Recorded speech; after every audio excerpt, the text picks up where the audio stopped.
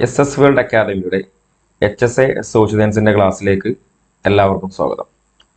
കഴിഞ്ഞ ക്ലാസ്സിലായി നമ്മൾ ചർച്ച ചെയ്തുകൊണ്ടിരിക്കുന്നത് നമ്മുടെ സിലബസിലെ part B module 3 economic theory banking and tools of analysis എന്ന മൊഡ്യൂളിലെ ടോപ്പിക്കായ പ്രൊഡക്ഷൻ ആൻഡ് കോസ്റ്റ് ഫംഗ്ഷൻ എന്ന ടോപ്പിക്കിനെ കുറിച്ചാണ് ചർച്ച ചെയ്തത്. അപ്പോൾ കഴിഞ്ഞ ക്ലാസ്സിൽ നമ്മൾ പ്രൊഡക്ഷൻ ഫംഗ്ഷനെ കുറിച്ച് വളരെ വിശദമായിട്ടുള്ള ക്ലാസ് നമ്മൾ ചെയ്തിട്ടുണ്ടായിരുന്നു. ആ ക്ലാസ്സിന്റെ PPT നോട്ടും അതുപോലെ തന്നെ മോഡൽ ക്വസ്റ്റ്യൻ പേപ്പറൊക്കെ നമ്മൾ നമ്മുടെ കോഴ്സിൽ നമ്മൾ ഷെയർ ചെയ്തിട്ടുണ്ടായിരുന്നു. അപ്പോൾ HSA സോഷ്യൽ സയൻസിന്റെ സിലബസ് അനുസരിച്ചുള്ള ക്ലാസ്സുകൾ നടക്കുന്ന കോഴ്സിൽ ജോയിൻ ചെയ്യാൻ ഇവിടെ കാണുന്ന നമ്പറിൽ അഡ്മിഷൻ എന്ന് പറയുന്ന നമ്പറിൽ നിങ്ങൾക്ക് എന്ത് ചെയ്യാം, നിങ്ങൾക്ക് കോൺടാക്ട് ചെയ്യാവുന്നതാണ്. 8129 529 102 എന്ന നമ്പറിൽ നിങ്ങൾ ജസ്റ്റ് നിങ്ങളുടെ പേരും ജില്ലയും വാട്സാപ്പ് മെസ്സേജ് അയച്ചാൽ മാത്രം മതി. കോഴ്സിനെ കുറിച്ചുള്ള പൂർണ്ണ വിവരങ്ങൾ നിങ്ങൾക്ക് അവിടെ ലഭിക്കുന്നതാണ്. ഓക്കെ, അപ്പോൾ നമുക്ക് നേരെ നമ്മുടെ ക്ലാസ്സിലേക്ക് പോകാം. അപ്പോൾ കഴിഞ്ഞ ക്ലാസ്സുകളായിട്ട് നമ്മൾ ഈ ഒരു ടോപ്പിക്കുമായി ബന്ധപ്പെട്ട് ഈ ഒരു മൊഡ്യൂളുമായി ബന്ധപ്പെട്ട് നമ്മൾ ഇതുവരെ ചർച്ച ചെയ്ത കാര്യങ്ങളൊന്നും നോക്കാം. നമ്മൾ കംപ്ലീറ്റ് ചെയ്തത് ഇതിന്റെ നോട്ടുകൾ കംപ്ലീറ്റ് ചെയ്തു, ഇതിന്റെ മോഡൽ ക്വസ്റ്റ്യൻ നമ്മൾ കംപ്ലീറ്റ് ചെയ്തു. Issues and concept in economics, theories of consumer behaviour, cardinal and ordinal approach, elastic of demand. പിന്നെ നമ്മൾ കഴിഞ്ഞ ദിവസം നമ്മൾ പ്രൊഡക്ഷൻ ആൻഡ് കോസ്റ്റ് ഫംഗ്ഷൻ എന്ന ടോപ്പിക്കിലെ ഒരു ക്ലാസ് ചെയ്തിരുന്നു. ഇന്ന് ഇതിന്റെ രണ്ടാമത്തെ ക്ലാസ് ആണ്. അപ്പോൾ ഇവിടെ നമ്മൾ ചർച്ച ചെയ്യുന്നത് പ്രൊഡക്ഷൻ ആൻഡ് പ്രൊഡക്ഷൻ ഫംഗ്ഷൻ നമ്മൾ ഓൾറെഡി ചർച്ച ചെയ്ത് കഴിഞ്ഞു. ഇനി നമുക്ക് കോസ്റ്റ് ആൻഡ് കോസ്റ്റ് ഫംഗ്ഷൻ എന്നുള്ള വിഷയത്തെക്കുറിച്ചാണ് നമ്മൾ ചർച്ച ചെയ്യാൻ പോകുന്നത്. ഓക്കെ, അപ്പോൾ ഇതോടുകൂടി നമുക്ക് ഈ ഒരു ടോപ്പിക് കഴിയും. പിന്നെ നമ്മൾ ചർച്ച ചെയ്യുന്നത് national income concept, sectoral composition of GDP എന്നുള്ള വിഷയങ്ങളായിരിക്കും നമ്മൾ ഇനി ചർച്ച ചെയ്യുന്നത്. പിന്നെ ബാക്കിയുള്ള തിയറീസ് ഓഫ് ഇന്റർനാഷണൽ അങ്ങനെ ഉള്ള ഭാഗങ്ങൾ നമ്മളോട് ചർച്ച ചെയ്യുന്നതായിരിക്കും. ഓക്കെ, അപ്പോൾ ഇനി മറ്റുള്ള ദിവസങ്ങളിൽ വളരെ പെട്ടെന്ന് തന്നെ Vedic age, Jainism and Buddhism എന്നാണ് ഇതിന്റെ നോട്ടും അതിന്റെ മോഡൽ ക്വസ്റ്റ്യൻ അടങ്ങുന്ന പ്രിന്റ് എടുക്കാനുള്ളത് ഗ്രൂപ്പിൽ ഷെയർ ചെയ്യും. അതുപോലെ തന്നെ പൊളിറ്റിക്കൽ സയൻസിന്റെ ഒക്കെ നമ്മൾ ഷെയർ ചെയ്യുന്നതാണ്. അതുപോലെ ഇന്ത്യൻ കേരള ഇക്കോണമി എന്ന് പറഞ്ഞ വിഷയത്തിൽ നിന്ന് നമുക്ക് പഠിക്കാനുണ്ട്.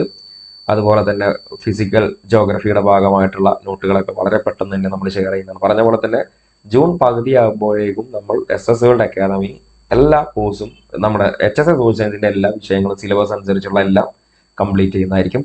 അപ്പോൾ നമുക്ക് നേരെ ക്ലാസ്സിലേക്ക് പോകാം. കഴിഞ്ഞ ക്ലാസ് നമ്മൾ production and production function discuss ചെയ്തു. ഇനി ചെലവുകൾ എന്താണ്? ചെലവുകൾ നമുക്ക് നോക്കാം. സാധനങ്ങളും സേവനങ്ങളും ഉൽപ്പാദിപ്പിക്കാൻ വേണ്ടി ഒരു ഉൽപാദന യൂണിറ്റ് അഥവാ ഉൽപാദകൻ വഹിക്കുന്ന വ്യയത്തിനാണ് ചെലവ് അല്ലെങ്കിൽ എക്സ്പെൻഡിച്ചർ എന്ന് പറയുന്നത്. വളരെ സിമ്പിൾ ആയിട്ടുള്ള കാര്യമാണ്. സാധനങ്ങളും സേവനങ്ങളും ഉൽപ്പാദിപ്പിക്കുവാൻ വേണ്ടി ഒരു ഉൽപാദന യൂണിറ്റ് അഥവാ ഉൽപാദകൻ വഹിക്കുന്ന വ്യയത്തിനാണ് ചെലവ് എന്ന് പറയുന്നത്.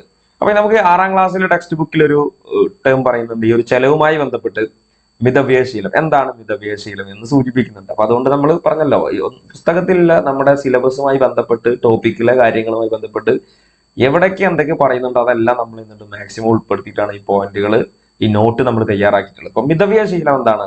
ആവശ്യങ്ങൾ നിറവേറ്റുന്നതിന് ഫലപ്രദമായി വരുമാനം ചെലവിടുന്ന സ്വഭാവ സവിശേഷതയാണെന്നുള്ളത് മിതവ്യയശീലം. ഓക്കെ, ജസ്റ്റ് ഒന്ന് സൂചിപ്പിച്ചതാണ് അവിടെ. സിമ്പിൾ ആയിട്ടുള്ള കാര്യമാണ്.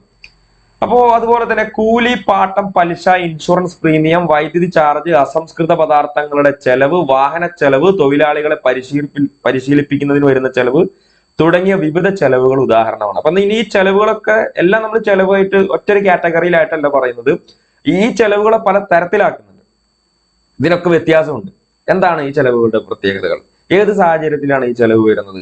ഈ ചെലവ് എങ്ങനെയാണ് ബിസിനസിനെ ബാധിക്കുന്നത്? അതിൽ പ്രോഫിറ്റിൽ ഉണ്ടാകുന്ന വേരിയേഷൻ എങ്ങനെയാണ്? അല്ലെങ്കിൽ പ്രോഫിറ്റ് കൂട്ടാൻ വേണ്ടി ചെലവിൽ എന്തെല്ലാം കാര്യങ്ങളാണ് ചെയ്യേണ്ടത് എന്നുള്ളതിനെ കുറിച്ച് കൃത്യമായിട്ടും ഒരു ഉൽപാദകൻ അറിഞ്ഞിരിക്കേണ്ടതുമായി ബന്ധപ്പെട്ടുള്ള കാര്യങ്ങൾ നമ്മൾ മൈക്രോ എക്കണോമിക്സിന്റെ ഭാഗമായിട്ടുള്ള ഈ പ്രൊഡക്ഷൻ ആൻഡ് കോസ്റ്റ് ഫംഗ്ഷൻ എന്ന് പറയുന്ന ടോപ്പിക്കിൽ പഠിക്കുന്നത്. അപ്പൊ നമ്മൾ കഴിഞ്ഞ ക്ലാസ്സുകളായിട്ട് തിയറി ഓഫ് കൺസ്യൂമർ ബിഹേവിയർ, അവിടെ നമ്മൾ ഉപഭോക്താവിന്റെ പെരുമാറ്റ സിദ്ധാന്തങ്ങളാണ് പഠിച്ചത് അല്ലെ. അപ്പൊ അവിടെ ഒരു ഉപഭോക്താവ് എങ്ങനെ പെരുമാറുന്നു, സാധനങ്ങളുടെ വിലയിൽ വ്യത്യാസം ഉണ്ടാവും, ഉപഭോക്താവ് എങ്ങനെ പെരുമാറുന്നു, ഉപഭോക്താവിന്റെ പരിമിതമായ വരുമാനം ഉപയോഗിച്ചുകൊണ്ട് എങ്ങനെയാണ് ഉപഭോക്താവ് അദ്ദേഹത്തിന്റെ സാധനങ്ങൾ എങ്ങനെ തിരഞ്ഞെടുക്കുന്നു, എങ്ങനെയാണ് അതിന്റെ വ്യത്യസ്തമായ സാധനങ്ങളുടെ ബണ്ടിലുകൾ അദ്ദേഹം എങ്ങനെയാണ് തിരഞ്ഞെടുക്കുന്നതുമായി ബന്ധപ്പെട്ട കാര്യങ്ങൾ നമ്മൾ അവിടെ പഠിച്ചിട്ടുണ്ടായിരുന്നു.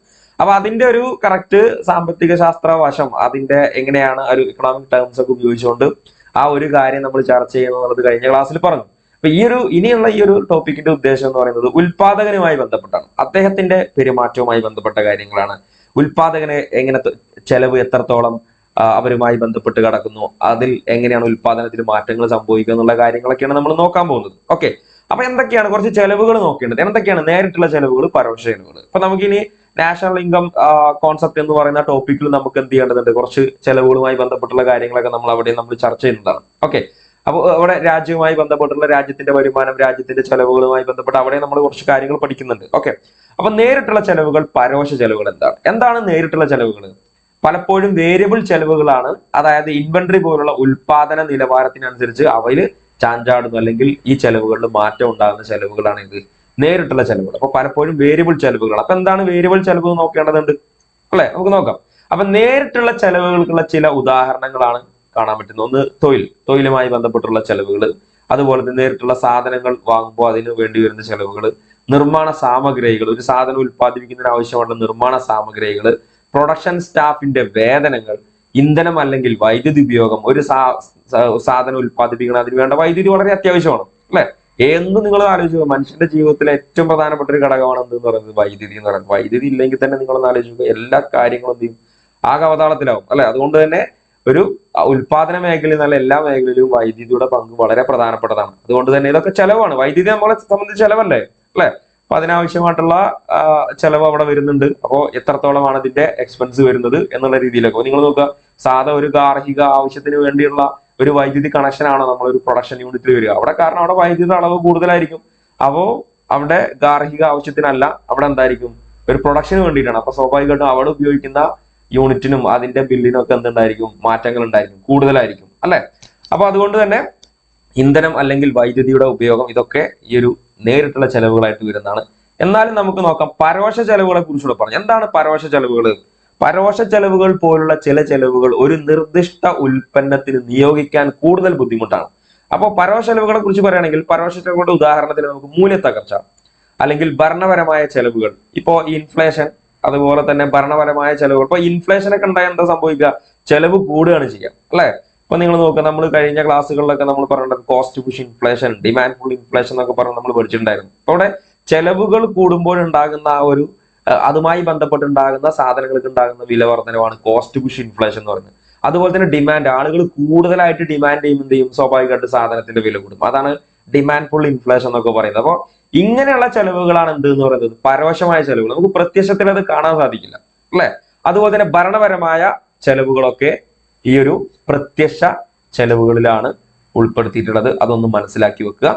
ഓക്കെ, ഇനി നോക്കാനുള്ളത് സ്വകാര്യ ബാഹ്യ സാമൂഹിക ചെലവുകൾ, പ്രൈവറ്റ് കോസ്റ്റ്, എക്സ്റ്റേണൽ കോസ്റ്റ്, അതുപോലെ തന്നെ സാമൂഹിക സോഷ്യൽ കോസ്റ്റ്. അപ്പൊ ഈ പോയിന്റുകൾ എന്തൊക്കെയാണെന്ന് നമുക്കൊന്ന് മനസ്സിലാക്കാം. എന്താണ് സ്വകാര്യ ചെലവ്? അപ്പൊ ഒരു സാധനത്തിനോ സേവനത്തിനോ വാങ്ങുന്നയാൾ, വിൽപ്പനക്കാരൻ നൽകുന്ന ചെലവുകളാണ് എന്ത് എന്ന് പറയുന്നത് സ്വകാര്യ ചെലവുകൾ. അപ്പൊ നമ്മൾക്ക് നമ്മുടെ സ്വന്തം ആവശ്യത്തിന് വേണ്ടി നമ്മൾ ഉപയോഗിക്കുന്ന സാധനങ്ങൾ, അപ്പൊ അത് നമുക്ക് സ്വകാര്യ ചെലവുകൾ എന്ന് പറയാം. ഇതിനെ സ്ഥാപനത്തിന്റെ ഉൽപാദന പ്രവർത്തനത്തിലെ ആന്തരിക ചെലവ് എന്ന് വിശേഷിക്കും. ഒരു സ്ഥാപനമാണെന്നുണ്ടെങ്കിൽ സ്ഥാപനത്തിനകത്ത് നടക്കുന്ന സാധനത്തിനോ സേവനമോ വാങ്ങുന്ന വിൽപ്പനക്കാരൻ നൽകുന്ന ചെലവുകളാണ് എന്ത് എന്ന് പറയുന്നത് ആന്തരിക ചെലവുകൾ. ഇനി ബാഹ്യ ചെലവുകൾ. ഇതിന് വിപരീതമായി ഇടപാടിന്റെ ഫലമായി വാങ്ങുന്നയാൾ ഒഴികെയുള്ള ആളുകൾ അടക്കാൻ നിർബന്ധിതരാകുന്ന ചെലവുകളാണ് എന്ത് എന്ന് പറയുന്നത് ബാഹ്യ ചെലവുകൾ, ബാഹ്യ മൂല്യങ്ങളെന്നും അറിയപ്പെടുന്നു. അത്തരം ചെലവാകെ പ്രത്യേക വ്യക്തികളോ സമൂഹമോ ആകാം. ഇപ്പോ സ്വാഭാവികമായിട്ടും എക്സ്റ്റേണൽ കോസ്റ്റിന്റെ ഒരു കാര്യമൊക്കെ പറയുകയാണെന്നുണ്ടെങ്കിൽ, ഇപ്പൊ സിഗരറ്റ് വലിക്കുന്ന ഒരാളെ സംബന്ധിച്ച് അദ്ദേഹം ഉണ്ടാക്കുന്ന എക്സ്റ്റേണൽ കോസ്റ്റ് എന്ന് പറഞ്ഞാൽ അതിന്റെ പുക ശ്വസിക്കുന്ന ആളുകൾക്ക് അതെന്തുണ്ടാവുന്നുണ്ട്, നെഗറ്റീവായിട്ട് ബാധിക്കും അല്ലെ? ഇപ്പോ നമ്മള് സിനിമ തുടങ്ങുമ്പോൾ പരസ്യം കാണുന്നില്ല, നിങ്ങളെ മാത്രമല്ല നിങ്ങളുടെ കുടുംബത്തെയും എന്ത് ചെയ്യുന്നുണ്ട്, ഇത് ബാധിക്കുന്നുണ്ട്. കുടുംബം പുകയില ഉപയോഗിക്കരുത് അല്ലെ, അതിന്റെ ഉപയോഗം എന്ത് ചെയ്യണം, നമ്മൾ നിർത്തണം എന്നൊക്കെ പറഞ്ഞ് പരസ്യമൊക്കെ നമ്മൾ കാണുന്നതാണ്. അപ്പൊ അവിടെ എന്തുണ്ട്, എക്സ്റ്റേണൽ കോസ്റ്റ് ഉണ്ടായതുകൊണ്ടാണ് ആ ഒരു കാര്യം പറയുന്നത്. അതുപോലെ തന്നെ ഇപ്പൊ നിങ്ങൾ നോക്കുക, ഇപ്പോ ചില സാധനങ്ങൾക്ക് ഒരുപാട് എക്സ്റ്റേണൽ ബെനിഫിറ്റ് ഉണ്ടായിരിക്കും. എക്സ്റ്റേണൽ ബെനിഫിറ്റും അതുപോലെ തന്നെ എക്സ്റ്റേണൽ കോസ്റ്റും ആയിരിക്കും. ഇപ്പൊ നിങ്ങൾ നോക്കുക, ഒരു ഉദാഹരണം ഒരു എയർപോർട്ട്. ഇപ്പൊ നമ്മളിവിടെ കാലിക്കറ്റ് ഇന്റർനാഷണൽ എയർപോർട്ട്, അല്ലെങ്കിൽ Trivandrum international airport, Cochin international airport അല്ലെ, നമ്മുടെ കണ്ണൂർ ഇന്റർനാഷണൽ എയർപോർട്ട്, ഇവിടെയൊക്കെ ഇതിനൊരുപാട് എക്സ്റ്റേണൽ ബെനിഫിറ്റുകൾ ഉണ്ട്. സ്വാഭാവികമായിട്ടും നമുക്ക് ആളുകൾക്ക് ഇത് യാത്രക്ക് വേണ്ടിയും ഒക്കെ നമ്മൾ ഉപയോഗിക്കുന്നുണ്ട്. എന്നാൽ ഇതിന് പുറമെയുള്ള എക്സ്റ്റേണൽ കോസ്റ്റ് എന്തായിരിക്കാം? എക്സ്റ്റേണൽ കോസ്റ്റ് ഇപ്പോ ഈ വിമാനങ്ങളുടെ നമ്മുടെ സൗണ്ട് പൊല്യൂഷൻ, അതൊരു എക്സ്റ്റേണൽ കോസ്റ്റ് ആണ് അല്ലെ? അതുപോലെ തന്നെ അതുമായി ബന്ധപ്പെട്ടുള്ള ഈ വിമാനത്തിന്റെ ഇന്ധനം പുറന്തള്ളുന്ന അതിന്റെ വേസ്റ്റുകൾ, അതിന്റെ അന്തരീക്ഷത്തിലേക്ക് പുറപ്പെടുവിക്കുന്നതുമായി ബന്ധപ്പെട്ടുള്ള കാര്യങ്ങളുണ്ടല്ലോ. അപ്പൊ കാർബൺ മോണോക്സൈഡ് പോലുള്ള സംഭവങ്ങളൊക്കെ, കാറിന്റെ പുക പുറത്തേക്ക് വിടുന്നൊക്കെ, ഇത് ഉണ്ടാക്കുന്ന എക്സ്റ്റേണൽ കോസ്റ്റുകൾ അല്ലെ? അപ്പൊ ഇത് ബാധിക്കുന്നത് ആരായിരിക്കും? ആ ഉപയോഗിക്കുന്ന ആളായിരിക്കില്ലല്ലോ, മറ്റുള്ള ആളുകളായിരിക്കും എന്നുള്ളതാണ് ഈ ബാഹ്യ ചെലവുകൾ എന്നതുകൊണ്ട് എന്ത് ചെയ്യുന്നത് ഉദ്ദേശിക്കുന്നത്. ഇനി ഒരു കാര്യമുണ്ട്, എന്താണ് സാമൂഹിക ചെലവുകൾ? സാമൂഹിക ചെലവ് എന്ന് പറഞ്ഞാൽ ഈ സ്വകാര്യ ചെലവുകളും ബാഹ്യ ചെലവും കൂടെ കൂടിച്ചേരുന്നതാണ് എന്ത് എന്ന് പറയുന്നത് സാമൂഹിക ചെലവുകൾ. ഇപ്പോ ആ സമൂഹത്തിലുള്ള ഓരോ വ്യക്തികളുടെ ചെലവുകളും അതുപോലെ തന്നെ അവിടെയുള്ള ബാഹ്യ ചെലവുകളും എല്ലാം കൂട്ടിക്കഴിഞ്ഞാൽ നമുക്ക് എന്ത് കിട്ടും? സാമൂഹിക ചെലവുകൾ കിട്ടും. ഓക്കെ, അപ്പൊ ആ ടേംസ് ഒന്ന് ഇതിന്റെ കൂടെ ഒന്ന് മനസ്സിലാക്കി വെക്കുക. ഓക്കെ, ഇനി നിർമ്മാണ ചെലവുകളും നിർമ്മാണേതര ചെലവുകളും തമ്മിലുള്ള വ്യത്യാസം എന്താണ്? നിർമ്മാണ ചെലവ് ഇതൊക്കെ നമുക്ക് വളരെ ഈസി ആയിട്ട് തന്നെ മനസ്സിലാക്കാവുന്ന കാര്യമാണ്. ഇപ്പൊ നിങ്ങൾ നോക്കുക, ഉൽപ്പന്നങ്ങളുടെ ഉൽപാദനത്തിൽ നേരിട്ട് ഉൽപ്പാദിപ്പിക്കപ്പെടുന്ന ചെലവുകളാണ് ഏത്? ഉൽപാദന ചെലവുകൾ എന്ന് പറയുന്നത്. ഉൽപ്പന്നങ്ങളുടെ ഉൽപാദനത്തിൽ നേരിട്ട് ഉൾപ്പെടുന്ന ചെലവുകളാണ്. ഇപ്പൊ ഉൽപാദന ചെലവുകളുടെ ഉദാഹരണങ്ങളിൽ അസംസ്കൃത വസ്തുക്കളുടെ ചെലവും തൊഴിലാളികളുമായി ബന്ധപ്പെട്ട ചാർജുകളൊക്കെ ഇതിൽ ഉൾപ്പെടുന്നു. ഉൽപാദന ചെലവ് 3 വിശാലമായ വിഭാഗങ്ങളായിട്ടാണ് തിരിച്ചിരിക്കുന്നത്. ഏതൊക്കെയാണ്? ഒന്ന്, നേരിട്ടുള്ള മെറ്റീരിയൽ ചെലവ്, നേരിട്ടുള്ള തൊഴിൽ ചെലവ്, നിർമ്മാണ ഓവർഹെഡ് ചെലവ്. അങ്ങനെ 3 ചെലവുകളാണ് നമ്മുടെ ഉൽപാദന ചെലവുകൾ 3 വിശാലമായിട്ടുള്ള വിഭാഗങ്ങളെ തിരിച്ചിരിക്കുന്നു. ഒന്ന്, നേരിട്ടുള്ള മെറ്റീരിയൽ ചെലവ്, നേരിട്ടുള്ള തൊഴിൽ ചെലവ്, നിർമ്മാണ ഓവർഹെഡ് ചെലവ്. അപ്പൊ ഇവിടെ ഒരു ഉൽപ്പന്നം നിർമ്മിക്കുമ്പോൾ നേരിട്ട് ഉണ്ടാകാത്ത ചെലവുകളാണ് എന്ത് എന്ന് പറയുന്നത്? നോൺ മാനുഫാക്ചറിങ് ചെലവുകൾ എന്ന് പറയുന്നത്. ഇപ്പൊ ഒരു ഉൽപ്പന്നം നിർമ്മിക്കുമ്പോൾ നേരിട്ടുണ്ടാകാത്ത ചെലവുകളെ നമുക്ക് എന്തെന്ന് പറയാം? നോൺ മാനുഫാക്ചറിങ് ചെലവുകൾ എന്ന് പറഞ്ഞത്. അപ്പൊ നമ്മൾ നേരത്തെ പറഞ്ഞൊരു കാര്യം തന്നെയാണ്. ഇപ്പൊ കാർ ഉണ്ടാക്കുന്ന ഒരു കമ്പനി, അവര് ആ കാർ ഉൽപ്പാദിപ്പിക്കാൻ ആവശ്യമായിട്ടുള്ള ചെലവുകൾ അവർക്ക് ഉണ്ടായിരിക്കും, നേരിട്ടുള്ള ചെലവുകൾ ഉണ്ടാവും.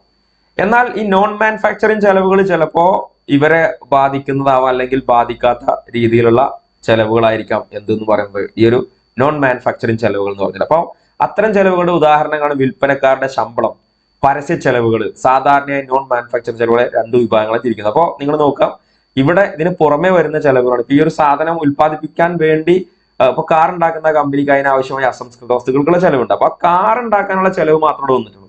പക്ഷെ ഇത് മാത്രമല്ല, ഈ കാർ ഇനി എന്ത് ചെയ്യണം? അടുത്തൊരു ചെലവാണ് ഇതിന്റെ അഡ്വർടൈസ്മെന്റ്. ഞങ്ങളൊരു പുതിയ കാർ ഉണ്ടാക്കുന്നുണ്ട്, ഇതിന്റെ ഫീച്ചേഴ്സ് ഇതൊക്കെയാണെന്നൊക്കെ പറഞ്ഞ് പത്രങ്ങളിലും അല്ലെങ്കിൽ യൂട്യൂബിലും സോഷ്യൽ മീഡിയയിലേക്ക് അവർക്ക് പരസ്യം ചെയ്യണമെന്നുണ്ടെങ്കിൽ അവർക്ക് ഒരുപാട് ചെലവ് വരും. അതാണ് നോൺ മാനുഫാക്ചറിങ് ചെലവുകൾ എന്ന് പറയുന്നത്, അല്ലെ? അല്ലെങ്കിൽ ഈ വിൽപ്പനക്കാരുടെ ശമ്പളം, ഇതിപ്പോ ഈ കാർ കൊണ്ടുവന്ന് ഓരോ ഷോറൂമുകളിൽ അവർ വിൽക്കുന്നു, അതിന് വിൽപ്പനക്കാരുടെ ശമ്പളം, അത് അതിന് പുറമെ വരുന്നതാണ്. അപ്പൊ സ്വാഭാവികമായിട്ടും ഇവർ ഈ ഒരു കാറിന് ഒരു വില നിശ്ചയിക്കുന്നത് ഇതെല്ലാം കാൽക്കുലേറ്റ് ചെയ്തിട്ടായിരിക്കും. മാത്രമല്ല അതിന്റെ ടാക്സ് കൂടി ഇതിൽ വരുന്നുണ്ട്, അല്ലെ?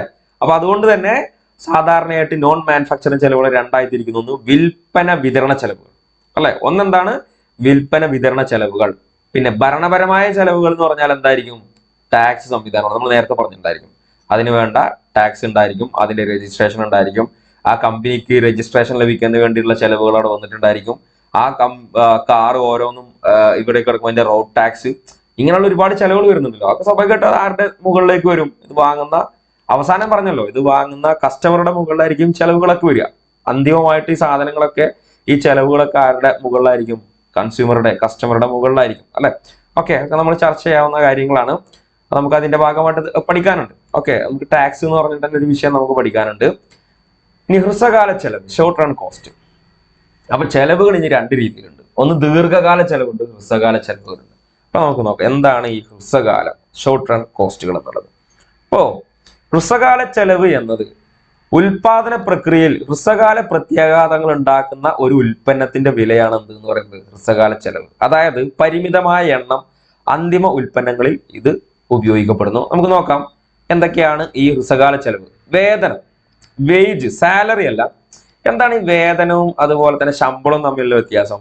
വേജ് ആൻഡ് സാലറി എന്ന് പറഞ്ഞാൽ, വേജ് ആൻഡ് സാലറി അവിടെ അവരുടെ ഒരു ഫിക്സഡ് കോസ്റ്റ് ആയിരിക്കും, എപ്പോഴും അവർക്ക് കൊടുക്കേണ്ട ഒരു സംഭവമാണ്. കാരണം അവിടെയുള്ള സ്ഥിരമായിട്ട് ജോലി ചെയ്യുന്ന ആളുകൾക്ക് കൊടുക്കുന്നതാണ് എന്ത്? സ്ഥിര ജോലിക്കാർക്ക് കൊടുക്കുന്നതാണ് എന്ത് എന്ന് പറയുന്നത്? ശമ്പളം എന്ന് പറയുന്നത്. അല്ലെങ്കിൽ ഇപ്പോൾ 2 വർഷത്തേക്ക് അല്ലെങ്കിൽ 3 വർഷത്തേക്ക് ഒരു കോൺട്രാക്ട് ബേസിലൊക്കെ ജോലി ചെയ്യുന്ന ആളുകൾക്കൊക്കെ കൊടുക്കുന്ന എന്താണ്? ആ ഒരു കാലയളവിൽ അവർക്ക് കൊടുക്കുന്ന അവരുടെ ശമ്പളം എന്ന് പറയുന്നത് സാലറി.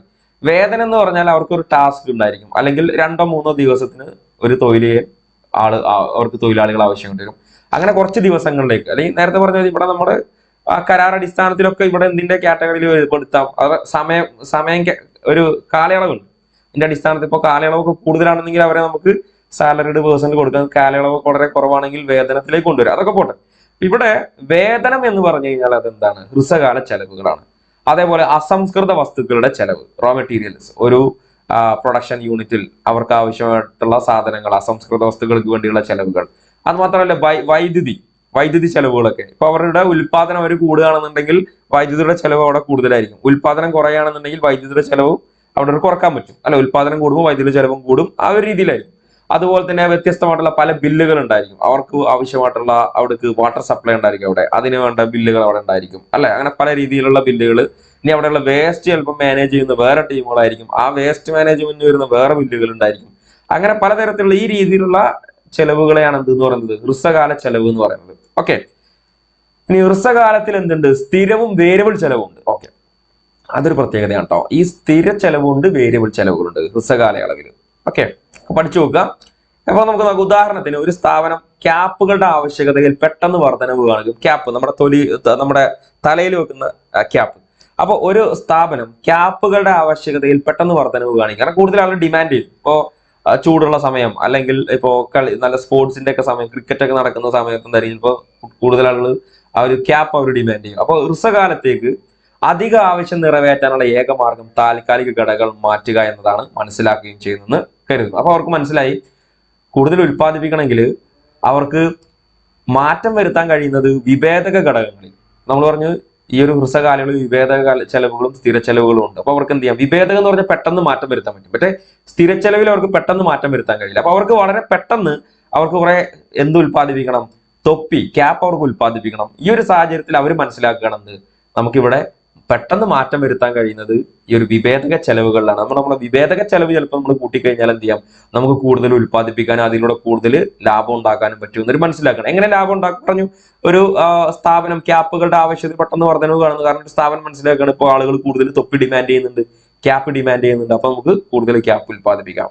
അപ്പൊ ഉദാഹരണത്തിന് സ്ഥാപനം കൂടുതൽ തൊഴിലാളികളെ നിയമിക്കാം. നമ്മൾ പറഞ്ഞു ഈ തൊഴിലാളികളെ നിയമിക്കുന്നത് വിഭേദക ചെലവുകളാണ്. അല്ലെങ്കിൽ അസംസ്കൃത വസ്തുക്കളെ മൊത്തത്തിൽ വാങ്ങാം അല്ലെ, അല്ലെങ്കിൽ അസംസ്കൃത വസ്തുക്കൾ മൊത്തത്തിൽ അവർക്ക് വാങ്ങാം ഈ തൊപ്പി ഉൽപ്പാദിപ്പിക്കാൻ ആവശ്യമായിട്ടുള്ളത്. എന്നാൽ കമ്പനിയുടെ ക്യാപ്പുകളുടെ ഉൽപാദന ശേഷി വർദ്ധിപ്പിക്കുന്നത് പ്ലാന്റിന്റെ വലുപ്പം, യന്ത്രമോ ചിലപ്പോൾ മാറ്റാൻ കഴിയില്ല. ഈ ഒരു ചെറിയ കാലയളവിൽ വളരെ പെട്ടെന്ന് തന്നെ അവർക്ക് ഈ ഒരു അവർ ഉൽപ്പാദിപ്പിക്കുന്ന അവരുടെ പ്ലാന്റ്, ആ ബിസിനസ് സ്ഥാപനം നിൽക്കുന്നതിന്റെ അതിന്റെ വലുപ്പം, ആ ഫാക്ടറിയുടെ വലുപ്പം അവർക്ക് വർദ്ധിപ്പിക്കാൻ കഴിയില്ല ചെറിയൊരു കാലയളവിൽ. മാത്രമല്ല യന്ത്രം ചിലപ്പോൾ അതിനൊരു ഫിക്സഡ് ആയിട്ടുള്ള ഒരു ചിലപ്പോൾ 20 ലക്ഷത്തിന്റെ ഒരു യന്ത്രമായിരിക്കാം അല്ലെ, അല്ലെങ്കിൽ ഒരു 30 ലക്ഷത്തിന്റെ യന്ത്രമായിരിക്കും. അപ്പൊ നമ്മുടെ സുഹൃത്തുക്കൾ ഒരു ഫാക്ടറി തുടങ്ങിയിട്ടുണ്ടായിരുന്നു. അപ്പൊ ആ ഫാക്ടറിയിൽ അവര് ഒരു പ്ലാസ്റ്റിക് കവർ ഉണ്ടാക്കുന്ന ഫാക്ടറിയാണ്. അപ്പൊ ഈ പ്ലാസ്റ്റിക് കവർ ഉണ്ടാക്കുന്ന ഫാക്ടറിയുടെ നമ്മൾ അവിടെ പോയി അതിന്റെ പ്രവർത്തനമൊക്കെ ഒന്ന് കാണാൻ വേണ്ടിയിട്ട്. അപ്പോൾ അത്യാവശ്യം വലിയൊരു പ്ലാന്റ് അതിന് ആവശ്യമാണ്, വലിയൊരു മെഷീൻ അതിലുണ്ട്. അപ്പൊ അതിന്റെ ആ മെഷീനറിക്ക് ഏകദേശം 30-35 ലക്ഷം രൂപയാണെന്നുള്ളത് അതിന് വില വന്നിട്ടുള്ളത് അല്ലെ. അപ്പൊ അതൊരു ഫിക്സഡ് കോസ്റ്റ് ആണ്, അവിടെ അവര് സ്ഥിര ചെലവാണ്. അപ്പൊ പെട്ടെന്ന് ഇപ്പോൾ കൂടുതൽ ഉൽപ്പാദിപ്പിക്കണമെങ്കിൽ ഇനിയും ഒരു 30 ലക്ഷം കൂടി ഇൻവെസ്റ്റ് ചെയ്തിട്ട് ഒരു മെഷീനൊന്നും കൊണ്ടുവരിക, പ്ലാന്റിന് വലിപ്പം കൂട്ടുക എന്നുള്ളത് എന്തല്ല, പോസിബിൾ അല്ല അല്ലെ. അപ്പൊ അതുകൊണ്ടാണ് അവരെന്ത് ചെയ്യുന്നത്. എന്നാൽ അവർക്ക് പോസിബിൾ ആയ കാര്യമുണ്ട്, തൊഴിലാളികൾ എന്ത് ചെയ്യാൻ വേണ്ട, കൂടുതൽ തൊഴിലാളികൾ അവർക്ക് എന്ത് ചെയ്യാം, ഹെയർ ചെയ്യാൻ പറ്റും അല്ലെ. അപ്പോ സ്ഥാപനത്തിൽ കൂടുതൽ തൊഴിലാളികളെ നിയമിക്കാം, അല്ലെങ്കിൽ അസംസ്കൃത വസ്തുക്കൾ മൊത്തത്തിൽ വാങ്ങാം. എന്നാൽ കമ്പനിയുടെ ക്യാപ്പുകളുടെ ഉൽപ്പാദനശേഷി വർദ്ധിപ്പിക്കുന്നതിന് പ്ലാന്റ് വലുപ്പമോ യന്ത്രങ്ങളോ അവർക്ക് മാറ്റാൻ കഴിയില്ല. അപ്പൊ തൽഫലമായിട്ട് ഹ്രസ്വകാല ചെലവിൽ, അതായത് തൊഴിൽ, അസംസ്കൃത വസ്തുക്കൾ തുടങ്ങിയ വേരിയബിൾ ഘടകങ്ങൾക്കായി ചെലവഴിക്കുന്ന എല്ലാ ചെലവുകളും ഇതിൽ ഉൾപ്പെടുന്നു.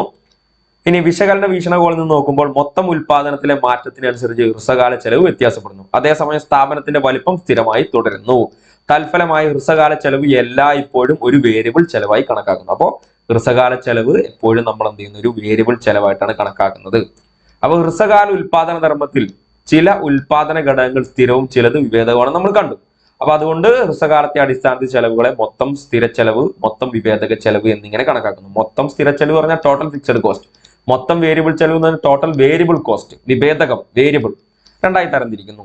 ദീർഘകാലയളവിൽ ഒരു പ്രത്യേകതയുണ്ട്. അപ്പൊ നമ്മൾ ലോങ് റണ്ണിൽ നോക്കുമ്പോൾ അവിടെ എന്തില്ല, ഈ വിഭേദക ചെലവ് അല്ലെങ്കിൽ സ്ഥിര ചെലവ് എന്നുള്ളൊരു കാറ്റഗറി ഇല്ല. എല്ലാ ചെലവും വിഭേദകങ്ങളാണ്. അവർക്ക് ലോങ് റണ്ണിൽ ഫാക്ടറിയുടെ വലുപ്പം മാറ്റാൻ പറ്റും, പുതിയ മെഷീൻ കൊണ്ടുവരാൻ പറ്റും, തൊഴിലാളികളെ ഹെയർ ചെയ്യാൻ പറ്റും, അസംസ്കൃത വസ്തുക്കൾ വാങ്ങാൻ പറ്റും, അതുപോലെ തന്നെ മറ്റുള്ള ചെലവുകൾ നമ്മൾ പറഞ്ഞ പോലെ ഇലക്ട്രിസിറ്റി പോലുള്ള ചെലവുകൾ, ഇതൊക്കെ എന്ത് ചെയ്യാൻ പറ്റുന്നുണ്ട്, അവർക്ക് മാറ്റാൻ പറ്റും എന്നുള്ളതാണ്. അത് ലോങ് റണ്ണിൽ മാത്രമാണ് എന്നുള്ളത് പോസിബിൾ ആയിട്ടുള്ളത്. ഓക്കെ, അപ്പൊ ഇനി നമുക്ക് കുറച്ച് കാര്യങ്ങൾ നോക്കേണ്ടതുണ്ട് കോസ്റ്റുമായി ബന്ധപ്പെട്ട്. മൊത്തം സ്ഥിര ചെലവുകൾ, ഇവിടെ നമുക്ക് ഒരുപാട് ചോദ്യങ്ങൾ നമുക്ക് പ്രതീക്ഷിക്കാം. നമ്മൾ പറഞ്ഞു കഴിഞ്ഞ പരീക്ഷകളിലൊക്കെ ഒരു അപ്ലൈഡ് ലെവൽ ചോദ്യങ്ങളാണ് എന്നുള്ളത് വന്നിട്ടുണ്ടായിരുന്നത്. അതുകൊണ്ട് തന്നെ നമ്മളത് വളരെ ഡീറ്റെയിൽ ആയിട്ട് തന്നെ എന്ത് ചെയ്യേണ്ടതുണ്ട്, ഇത് പഠിക്കേണ്ടതുണ്ട് എന്നുള്ളതാണ്. ആ ഒരു ബേസിക് ലെവലിൽ നിന്നുള്ള ചോദ്യങ്ങൾ മാത്രമല്ല. ഓക്കെ, ഇപ്പൊ നിങ്ങൾ നോക്കുക, മൊത്തം സ്ഥിര ചെലവുകൾ, ടോട്ടൽ ഫിക്സഡ് കോസ്റ്റ് എന്താണ്? സ്ഥിര നിവേശങ്ങൾ വാങ്ങുവാൻ വേണ്ടി ഉൽപാദകന് വരുന്ന ആകെ ചെലവിനെയാണ് മൊത്തം ചെലവ് എന്ന് പറയുന്നത്. മൊത്തം സ്ഥിര ചെലവ് കേട്ടോ, മൊത്തം ചെലവല്ല, കോൺസെപ്റ്റ് മാറിപ്പോയി. മൊത്തം സ്ഥിര ചെലവ്, സ്ഥിര നിവേശങ്ങൾ, സ്ഥിരമായിട്ടുള്ള ഫിക്സഡ് ആയിട്ടുള്ള ഇൻപുട്ടുകൾ വാങ്ങാൻ വേണ്ടി ഉൽപാദകന് വരുന്ന ആകെ ചെലവിനെയാണ് മൊത്തം സ്ഥിര ചെലവ് എന്ന് പറയുന്നത്. ഇപ്പൊ ഹ്രസ്വകാലയളവിൽ മാറ്റമില്ലാതെ തുടർന്ന ചെലവുകളാണ് ഇത് സ്ഥിര ചെലവുകൾ. ഇപ്പോൾ നമ്മുടെ ഹ്രസ്വകാലയളവിൽ അതിന് മാറ്റം ഉണ്ടാവില്ല. അപ്പൊ പറഞ്ഞ പോലെ തന്നെ കെട്ടിടത്തിന്റെ വലിപ്പം, യന്ത്രങ്ങൾ, അല്ലെ. അതുപോലെ ഉൽപ്പന്നത്തിന്റെ അളവ് മാറുന്നതിനനുസരിച്ച് മാറ്റം വരാത്ത ചെലവാണ് ഇത് നമ്മുടെ സ്ഥിരം ചെലവ്. അപ്പൊ താഴെ പറയുന്നവയിൽ സ്ഥിര ചെലവുമായി ബന്ധപ്പെട്ട് ശരിയായ പ്രസ്താവനകൾ ഏതെല്ലാം, തെറ്റായ പ്രസ്താവനകൾ ഏതെല്ലാം എന്നുള്ള രീതിയിൽ ചോദ്യങ്ങൾ വരും. ഇപ്പൊ ഇവിടെ ഒരു പ്രസ്താവന വരികയാണ്, തെറ്റായ പ്രസ്താവന, സ്ഥിര ചെലവുമായി ബന്ധപ്പെട്ട് ഉൽപാദനത്തിന്റെ അളവ് മാറുന്നതിനനുസരിച്ച് മാറ്റം വരുന്ന ചെലവാണ് ടോട്ടൽ ഫിക്സഡ് കോസ്റ്റ് എന്ന് പറഞ്ഞാൽ തെറ്റായ പ്രസ്താവനയാണ്, അല്ല. അപ്പൊ അതുകൊണ്ട് പഠിച്ചു വെക്കണം. അതുകൊണ്ട് ഉൽപ്പന്നത്തിന്റെ അളവ് മാറുന്നതിനനുസരിച്ച് മാറ്റമില്ലാത്ത ചെലവുകളെ സ്ഥിര ചെലവുകൾ എന്ന് പറയുന്നു. ഓക്കെ ആണല്ലോ അല്ലെ? ഓക്കെ, ഞാൻ പറഞ്ഞു ഇതിൽ എന്തെങ്കിലുമൊക്കെ സംശയങ്ങൾ ഉണ്ടെങ്കിൽ ചോദിക്കാം, നമ്മൾ പിന്നെ അത് ക്ലാസ് എടുത്ത് തരും. ഓക്കെ, നമ്മൾ ആ ഗ്രൂപ്പിൽ, നമ്മുടെ കോഴ്സ് ഗ്രൂപ്പിൽ എന്ത് ചെയ്യും, ഇത് ഇന്ന ടോപ്പിക്ക് ഒന്നുകൂടി റിയായിട്ട് എടുത്തതാണ് എന്നുള്ളത് എന്ത് ചെയ്യാം, നമ്മളവിടെ ചെയ്യുന്നതാണ്. അപ്പൊ നിങ്ങൾക്ക് ഡൗട്ട് ഉണ്ടെങ്കിൽ നിങ്ങളത് കമന്റ് ചെയ്യുക. ഓക്കെ, സംശയങ്ങൾ ഉണ്ടെങ്കിൽ എന്ത് ചെയ്യാം, ചോദിക്കാവുന്നതാണ്. ഓക്കെ, അപ്പോൾ പറഞ്ഞു നമ്മുടെ സ്റ്റഡി മെറ്റീരിയൽ, ഇപ്പൊ ഞാൻ ഇവിടെ ക്ലാസ്സിന് വളരെ അത്യാവശ്യമായിട്ടുള്ള കാര്യങ്ങൾ മാത്രമാണ് എടുത്തിട്ടുള്ളത്. സ്റ്റഡി മെറ്റീരിയൽ ഇതിന്റെ കൂടുതൽ ഉദാഹരണങ്ങളും കാര്യങ്ങളൊക്കെ ഇവിടെ ഉണ്ട്. നമ്മുടെ പ്രിന്റ് എടുക്കാനുള്ള സ്റ്റഡി മെറ്റീരിയൽ ഉണ്ടായിരിക്കും. മാത്രമല്ല അതിന്റെ ക്വസ്റ്റ്യൻസും അതിൽ തന്നെ ഉണ്ടായിരിക്കും. അപ്പോൾ ഞാൻ പറഞ്ഞല്ലോ, നമ്മുടെ കോഴ്സിൽ പ്രിന്റിംഗ് നോട്ടിൽ അത് മാത്രം എന്ത് ചെയ്യുക, ആ ഫോൾഡറിലുള്ള നോട്ടുകൾ PDF മാത്രം പ്രിന്റ് എടുക്കാൻ ഉപയോഗിക്കുക. കാരണം നമ്മൾ മറ്റുള്ള ക്ലാസ്സുകളിൽ ഓരോ പാർട്ടായിട്ട് ഡിസ്കസ് ചെയ്ത ക്വസ്റ്റ്യൻസും ഒക്കെ ഇതിൽ വരുന്നുണ്ട്. ഓക്കെ, അപ്പൊ അത് പോയിട്ട് വേറെ എടുക്കേണ്ട ആവശ്യമൊന്നുമില്ല. PPT ഒന്നും പ്രിന്റ് എടുക്കേണ്ട, ഈ PDF മാത്രം എടുത്താൽ മതി. ഓക്കെ, PDF നമ്മൾ സെപ്പറേറ്റ് ചെയ്യുന്നുണ്ട്. ഇതൊക്കെ PPT നോട്ടുകളാണ്. ഓക്കെ, കാരണം PPT എടുക്കുകയാണെങ്കിൽ ഒരുപാട് കോസ്റ്റ് വരും, അതുകൊണ്ടാണ്. ഓക്കെ, അപ്പോൾ ഭൂമി, കെട്ടിടം എന്നിവയുടെ വാടക, സ്ഥിരം ജീവനക്കാരുടെ ശമ്പളം, വായ്പയായി വാങ്ങിയ മൂലധനത്തിന്റെ പലിശ, ഇൻഷുറൻസ് പ്രീമിയം എന്നിവയെല്ലാം സ്ഥിര ചെലവാണ്. ഇവിടുന്ന് ഒരു ചോദ്യം വന്നിട്ടുണ്ട്. താഴെ പറയുന്നവയിൽ സ്ഥിര ചെലവ് പെടാത്തത് ഏതാണ്, അല്ലെ? അപ്പൊ അതുകൊണ്ട് പഠിച്ചു നോക്കുക. ഭൂമി, കെട്ടിടം എന്നിവയുടെ വാടക, ഭൂമിയുടെ വാടക, കെട്ടിടത്തിന്റെ വാടക, സ്ഥിരം ജീവനക്കാരുടെ ശമ്പളം, വായ്പയായി വാങ്ങിയ മൂലധനത്തിന്റെ പലിശ, ഇതൊക്കെ ചെലവാണല്ലോ. ഇൻഷുറൻസ് പ്രീമിയം, കമ്പനി ഇൻഷുറൻസ് എടുത്തിട്ട്, അപ്പൊ അതൊക്കെ അവരെ സംബന്ധിച്ച് എന്താണ്, എക്സ്പെൻസ് ആണ്. ഇൻഷുറൻസ് പ്രീമിയം എന്നിവയെല്ലാം സ്ഥിര ചെലവുകൾക്കുള്ള ഉദാഹരണം. ഇത് വളരെ പ്രധാനപ്പെട്ട കേട്ടോ, ഇപ്പൊ പറഞ്ഞ പോയിന്റ് ശരിക്കും പഠിച്ചു നോക്കുക. കാര്യം ഇവിടുന്നാണ് കഴിഞ്ഞ പ്രാവശ്യം ചോദ്യം വന്നത്. ഇനി ഓക്കെ, മൊത്തം സ്ഥിര ചെലവ് വക്രം സാധാരണ ഒരു ഗ്രാഫിൽ ഒരു തിരശ്ചീന രേഖയായി പ്രതിനിധീകരിക്കുന്നു. ഇനിയിപ്പോ ചോദ്യത്തിന്റെ ഒക്കെ രീതിയൊക്കെ മാറിയിട്ട് ഒരു ഗ്രാഫൊക്കെ തന്നിട്ട് ഇത് ഏത് തരം ചെലവിനെയാണ് പ്രതിനിധീകരിക്കുന്നത് എന്നുള്ള ചോദ്യം വരാം, അല്ലെ? അപ്പൊ അതുകൊണ്ട് ഗ്രാഫ് നമ്മൾ പഠിച്ചു വെക്കണം. അപ്പൊ മൊത്തം സ്ഥിര ചെലവ് വക്രം സാധാരണ ഒരു ഗ്രാഫിൽ ഒരു തിരശ്ചീന രേഖയായി എന്ത് ചെയ്യുന്നു, ചിത്രീകരിക്കുന്നു, പ്രതിനിധീകരിക്കുന്നു. ഇവിടെ X അക്ഷം ഔട്ട്പുട്ടിന്റെ നില, X ആണ് ഇത്. നമുക്കറിയാം ഇങ്ങനെ വരക്കുന്നതാണ് ഇത് X, ഇങ്ങനെ തിരശ്ചീനമായിട്ട് വരുന്നതാണ് X, ഇങ്ങനെ വെർട്ടിക്കലായിട്ട് വരുന്നതാണ് ഈ ലംബം എന്നൊക്കെ പറയും, അല്ലെ? ഇങ്ങനെ ലംബമായിട്ട് വരക്കുന്നതാണ് ഇത് Y ആക്സിസ്. അപ്പൊ Xല് ഔട്ട്പുട്ട് കണ്ടോ, ഔട്ട്പുട്ടിന്റെ നിലയെ ഉൽപ്പാദിപ്പിക്കുന്ന അളവിനെ സൂചിപ്പിക്കുന്നു. Yല് മൊത്തം സ്ഥിര ചെലവുകളും സൂചിപ്പിക്കുന്നു. ഈ ആകൃതി തിരശ്ചീന ചെലവുകളുടെ സ്വഭാവത്തെ പ്രതിഫലിപ്പിക്കുന്നു. അപ്പൊ നിങ്ങൾ നോക്കുക, ഈ ഒരു രീതിയിലായിരിക്കും നമ്മുടെ ഔട്ട്പുട്ടിന് സമാന്തരമായിട്ടായിരിക്കും എന്ത് ചെയ്യാം, ഹൊറിസോണ്ടൽ ആയിട്ടായിരിക്കും നമ്മുടെ ടോട്ടൽ ഫിക്സഡ് കോസ്റ്റ് കർവ് വരുന്നത്. അപ്പൊ ഈ ഒരു ഡയഗ്രം കണ്ടു കഴിഞ്ഞാൽ ഇത് ഏതാണെന്ന് മനസ്സിലാക്കണം. ഇതാണ് ടോട്ടൽ ഫിക്സഡ് കോസ്റ്റ്. കണ്ടോ, സ്ഥിരമാണ്, എവിടെയും മാറ്റമല്ല, എല്ലായിടത്തും ഒരേപോലെ ആയിരിക്കും, അല്ലെ? ഉൽപ്പന്നത്തിന്റെ അളവ് ഇവിടെ ഇങ്ങനെ കൂടിക്കോട്ടെ, ഉൽപ്പന്നത്തിന്റെ അളവ് എത്ര കൂടിയാലും സ്ഥിര ചെലവ് എപ്പോഴും എന്തായിരിക്കും. ഇപ്പൊ ഇവിടെ നിങ്ങൾ ഇവിടെ ഇവിടെ 10, 20, 30, 40, ഇവിടെ ഒരു 40 കൊടുക്കുക, അല്ലെ? ഇപ്പൊ 40,000 അപ്പൊ 40,000 ആയിരിക്കും. അപ്പോ ഇവിടെ ഉൽപ്പന്നത്തിന്റെ അളവ് കൂടുതലായിരിക്കും. ഇവിടെ ഉൽപ്പന്നം 100, 200, 300, 400, 500, 600 അങ്ങനെ ഒരു 60,000. അപ്പോ 10,000, 20,000, 30,000, 40,000. അപ്പോ ഇപ്പൊ 10,000 ആണെങ്കിലും ചെലവ് എത്ര തന്നെ ആയിരിക്കും. അവിടെ നമുക്കൊരു 40,000 എന്ന് കൊടുക്കാം. അല്ലെങ്കിൽ 1,00,000 ഉൽപ്പാദിപ്പിച്ചു, 1,00,000 ആണെങ്കിലും 40,000, 2,00,000 ആണെങ്കിലും ഫിക്സഡ് കോസ്റ്റ് 40,000, 3,00,000 ഉൽപ്പാദിപ്പിച്ചാലും 40,000. അതുകൊണ്ടാണ് ഫിക്സഡ് ആയിരിക്കും അവിടെ. ഓക്കെ, അതുകൊണ്ടാണ് ഈ ഡയഗ്രം ഇങ്ങനെ വന്നിട്ടുള്ളത്. ഓക്കെ, അത് ഈസി ആയിട്ട് നിങ്ങൾക്ക് എന്ത് ചെയ്യാൻ ഇതൊന്ന് മനസ്സിലാക്കി എന്തുകൊണ്ടാണ് ഇത് ഇങ്ങനെ വന്നതെന്നുള്ളത്. കാരണം അവിടെ ഉൽപ്പന്നം എത്ര കൂടിയാലും ചെലവ് എപ്പോഴും എന്തായിരിക്കും, ഒരേപോലെ ആയിരിക്കും എന്നുള്ളതാണ്. ഓക്കെ, ഇപ്പൊ നിങ്ങൾ നോക്കുക, ഇവിടുന്ന് ഒരു ഏകദേശം ചെലവ് പറഞ്ഞു 40,000 ആണ് ഇവിടെ ചെലവ് വന്നത്, അല്ലെങ്കിൽ 4,000 ചെലവ് വന്നു. ഓക്കെ, 4,000 ചെലവ് വന്നപ്പോൾ ഇവിടെ ഉൽപ്പാദിപ്പിച്ച സാധനത്തിന്റെ ഒരു പോയിന്റ് ഇവിടെ ആയിരിക്കും. അപ്പൊ 10,000. അപ്പൊ ഇങ്ങനെ കൊടുക്കുമ്പോൾ ചെലവ് ഇവിടെ, ഫിക്സഡ് കോസ്റ്റ് ഇവിടെ 4,000, ഉൽപ്പാദിപ്പിച്ച സാധനം 10,000. പിന്നെ അടുത്ത സാധനം കൂടി 20,000 നമ്മൾ ഉൽപ്പാദിപ്പിച്ചു. അപ്പോഴും ചെലവ് എത്ര തന്നെയാണ്, മൊത്തം ചെലവ്, സ്ഥിര ചെലവ് എത്ര തന്നെയാണ്, 4000 തന്നെയാണ്. പിന്നെ നോക്കുമ്പോൾ 4000. അങ്ങനെ അവിടെ മാറ്റം ഉണ്ടാവില്ല എന്നുള്ളതാണ്. ഓക്കെ ഓക്കെ അപ്പൊ നമ്മൾ പറഞ്ഞു തിരശ്ചീന രേഖ എന്താന്ന് പറഞ്ഞു. ഇതിന്റെ ഭാഗമായിട്ട് ഒന്നുകൂടി നോക്കാം. എന്താണ്? ഉൽപാദനത്തിന്റെ തോത് അനുസരിച്ച് സ്ഥിരം ചെലവുകൾ മാറില്ല. കണ്ടോ, ഉൽപ്പന്നം എത്ര ഇവിടെ കൂടിയാലും സ്ഥിര ചെലവിന് മാറ്റം ഉണ്ടല്ലോ. ഈ ഒരു പോയിന്റ് തന്നെ ആയിരിക്കും എന്ത് ചെയ്യുന്നത്? സ്ഥിര ചെലവ് ഉണ്ടാവുന്നത്. അപ്പോ ഇതിനർത്ഥം ഒരു സ്ഥാപനം കുറച്ച് അല്ലെങ്കിൽ കൂടുതൽ ഉൽപ്പാദിപ്പിച്ചാലും മൊത്തം സ്ഥിര ചെലവ് അതേപടി തുടരും എന്നുള്ളതാണ്. അതുകൊണ്ടാണ് ഈ ഒരു രീതിയിൽ ചെലവ് ഇവിടെ വന്നിട്ടുണ്ട്, ടോട്ടൽ ഫിക്സഡ് കോസ്റ്റ്. ചുരുക്കത്തിൽ TFC വക്രം പരന്നതാണ്. കണ്ടോ, ഇങ്ങനെ പരന്നതാണ്. ഇത് ഉൽപ്പന്നം 0 ആയിരിക്കുമ്പോഴും സ്ഥിര ചെലവുകൾ ഉണ്ടാകുമെന്നും കണ്ടോ. അപ്പൊ നിങ്ങൾക്ക് ഉൽപ്പന്നം 0 ആണെങ്കിലും സ്ഥിര ചെലവ് ഇവിടെ ഉണ്ട്. അപ്പൊ നിങ്ങൾ ഇവിടെ ഒന്നും ഉൽപ്പാദിപ്പിച്ചിട്ടില്ല ഈ പോയിന്റിൽ, പക്ഷെ എന്നാലും സ്ഥിര ചെലവ് എത്രയാണ്? നിങ്ങൾ നോക്കുമ്പോൾ പറഞ്ഞ പോലെ ഒരു പോയിന്റ് 1000, 2000, 3000, 4000, അവിടെ 4000 ആയിട്ട് അവിടെ നിൽക്കുന്നുണ്ടായിരിക്കും. അപ്പൊ അത് എന്തുകൊണ്ടാണ് അങ്ങനെ? അപ്പൊ നിങ്ങൾ നോക്കൂ, ഒരു ബിസിനസ് തുടങ്ങണം എന്നുണ്ടെങ്കിൽ നമുക്ക് അതിന് എന്താണെങ്കിലും കുറച്ച് പൈസ തുടങ്ങണമല്ലോ. നമ്മൾ ഒന്നും ഉൽപ്പാദിപ്പിച്ചിട്ടില്ല, പക്ഷെ എന്നാലും ഫാക്ടറി ഉണ്ടാക്കണ്ടേ, ലേബേഴ്സിനെ വിളിച്ചു കൊണ്ടുവരണ്ടേ, അസംസ്കൃത വസ്തുക്കൾ വേണ്ടേ. അപ്പൊ അതുകൊണ്ടാണ് ഉൽപ്പന്നം 0 ആണെങ്കിലും ടോട്ടൽ ഫിക്സഡ് കോസ്റ്റ് എന്തായിരിക്കും? അതിൽ 0 ആയിരിക്കില്ല എന്നുള്ളതാണ്. TFC വക്രം പറഞ്ഞത് ഉൽപാദനം 0 ആയിരിക്കുമ്പോൾ സ്ഥിര ചെലവുകൾ ഉണ്ടാവുന്നു. അതുകൊണ്ടാണ് ഉൽപാദനത്തിലെ മാറ്റങ്ങൾക്ക് അനുസരിച്ച് അവ വ്യത്യാസപ്പെടില്ലെന്നും സൂചിപ്പിക്കുന്നു, അല്ലെ. അപ്പൊ അതുകൊണ്ടാണ് നമ്മൾ ഇപ്പൊ നിങ്ങൾ എന്ത് ചെയ്യണം? ഒരു പപ്പടം ഉണ്ടാക്കുന്ന ഒരു യൂണിറ്റ് നമ്മൾ തുടങ്ങാന്ന് വിചാരിക്കാം. ഒരു സിമ്പിൾ ഉദാഹരണം. അല്ലെങ്കിൽ അച്ചാർ ഉണ്ടാക്കുന്ന ഒരു ഫാക്ടറി തുടങ്ങാൻ വിചാരിക്കാം, അല്ലെ. കുടുംബശ്രീയുടെ ഭാഗമായിട്ടൊക്കെ അച്ചാർ ഉണ്ടാക്കുന്ന ഫാക്ടറികളൊക്കെ. അപ്പോ അവിടെ അച്ചാറൊന്നും അവരുണ്ടാക്കിയിട്ടില്ല, പക്ഷെ ഇതിനു വേണ്ട അസംസ്കൃത വസ്തുക്കൾ, മാങ്ങ അച്ചാറാണെങ്കിലും മാങ്ങ പൈസ കൊടുത്ത് വാങ്ങേണ്ടി വരും, അല്ലെ. ചെലവാണ്. അത് ചിലപ്പോൾ വണ്ടിയിലായിരിക്കും കൊണ്ടുവന്നത്, വാഹനത്തിലായിരിക്കും കൊണ്ടുവന്നത്, അതിന് ചെലവുണ്ട്. അതിന്റെ ആ വണ്ടിയുടെ എക്സ്പെൻസ് ഒന്നുണ്ടായിരിക്കും. അപ്പൊ ആ ഫാക്ടറി, ഒരു ചെറിയൊരു ഫാക്ടറി ഉണ്ടാവും, ആ ഫാക്ടറിക്ക് ചെലവുണ്ടാവും. പക്ഷെ അവിടെ അപ്പോഴും എന്ത് ഇതിൽ ഉൽപ്പാദിപ്പിച്ചിട്ടില്ല. ഇനി ഇത് എന്ത് ചെയ്യണം? ഇതൊരു ലോങ് റണ്ണിൽ സാധനമൊക്കെ ഉൽപ്പാദിപ്പിച്ച് അത് കൂടുതൽ ആളുകളിലേക്ക് സെയിൽ ചെയ്ത് അതിൽ നിന്ന് കിട്ടുന്ന വരുമാനം, പ്രോഫിറ്റ് എടുത്തിട്ടാണ് പിന്നെ എന്ത് ചെയ്യുക? ഇതൊക്കെ കവർ ചെയ്യുക. സിമ്പിൾ ആണല്ലോ, അതൊക്കെ അങ്ങനെയല്ല ബിസിനസ് ചെയ്യുന്നത്. ഓക്കെ അപ്പോ അല്ലെങ്കിൽ ചില ബിസിനസ്സുകാരെ വരുന്നല്ലോ, നിങ്ങൾ ജസ്റ്റ് 10,000 ഇട്ട് കഴിഞ്ഞാൽ 20,000 വരും, 20,000 വന്നു കഴിഞ്ഞാൽ 40,000 വരും എന്നൊക്കെ പറഞ്ഞ ആളുകളെ പറ്റിക്കുന്ന കുറെ കാലങ്ങളായിട്ടുള്ള ഒരു ഇതുണ്ടല്ലോ, അല്ലെ. അപ്പൊ നമ്മളത് കേട്ടിട്ടുണ്ടായിരിക്കും. അപ്പൊ അത് വേറെ സംഭവം. ഞാൻ പറഞ്ഞു ചില ഇങ്ങനെ ഒരു ഹിന്ദി ഞാൻ പറയും, ഇതൊക്കെ നമുക്ക് പിന്നെ ചർച്ച ചെയ്യേണ്ട കാര്യങ്ങളാണ്. അത് പോട്ടെ. ഓക്കെ അപ്പോ TFC വക്രം പരന്നാണ് നമ്മൾ കണ്ടു. ഇനി നമുക്ക് നോക്കാം മൊത്തം വിഭേദക ചെലവ്, ടോട്ടൽ വേരിയബിൾ കോസ്റ്റ്. എന്താണ് മൊത്തം? ഇപ്പൊ നമ്മൾ വേരിയബിൾ കോസ്റ്റ് പറഞ്ഞല്ലോ, ഇനി എന്താണ് മൊത്തം വേരിയബിൾ കോസ്റ്റ് നോക്കാം. ഇപ്പൊ ബിസിനസ്സുകൾക്ക് അവരുടെ പൊതുവായ നിർദ്ദിഷ്ടമായ ചെലവ് ഘടനകൾ മൊത്തം വേരിയബിൾ ചെലവ് അല്ലെങ്കിൽ ടോട്ടൽ വേരിയബിൾ കോസ്റ്റ് എന്നിങ്ങനെ കണക്കാക്കണമെന്ന് മനസ്സിലാക്കുന്നത് വളരെ പ്രധാനമാണ്. ഇപ്പൊ ഉൽപാദന നിലവാരത്തിനോ വിൽപ്പന അളവിനോ ആനുപാതികമായി വ്യത്യാസപ്പെടുന്ന ചെലവുകളാണ് മൊത്തം വേരിയബിൾ ചെലവുകൾ. ഉൽപാദന വർധനവിനൊപ്പം വേരിയബിൾ ചെലവുകൾ വർദ്ധിക്കുകയും ഉൽപാദനത്തിലെ കുറവിനൊപ്പം അവ കുറയുകയും ചെയ്യുന്നു.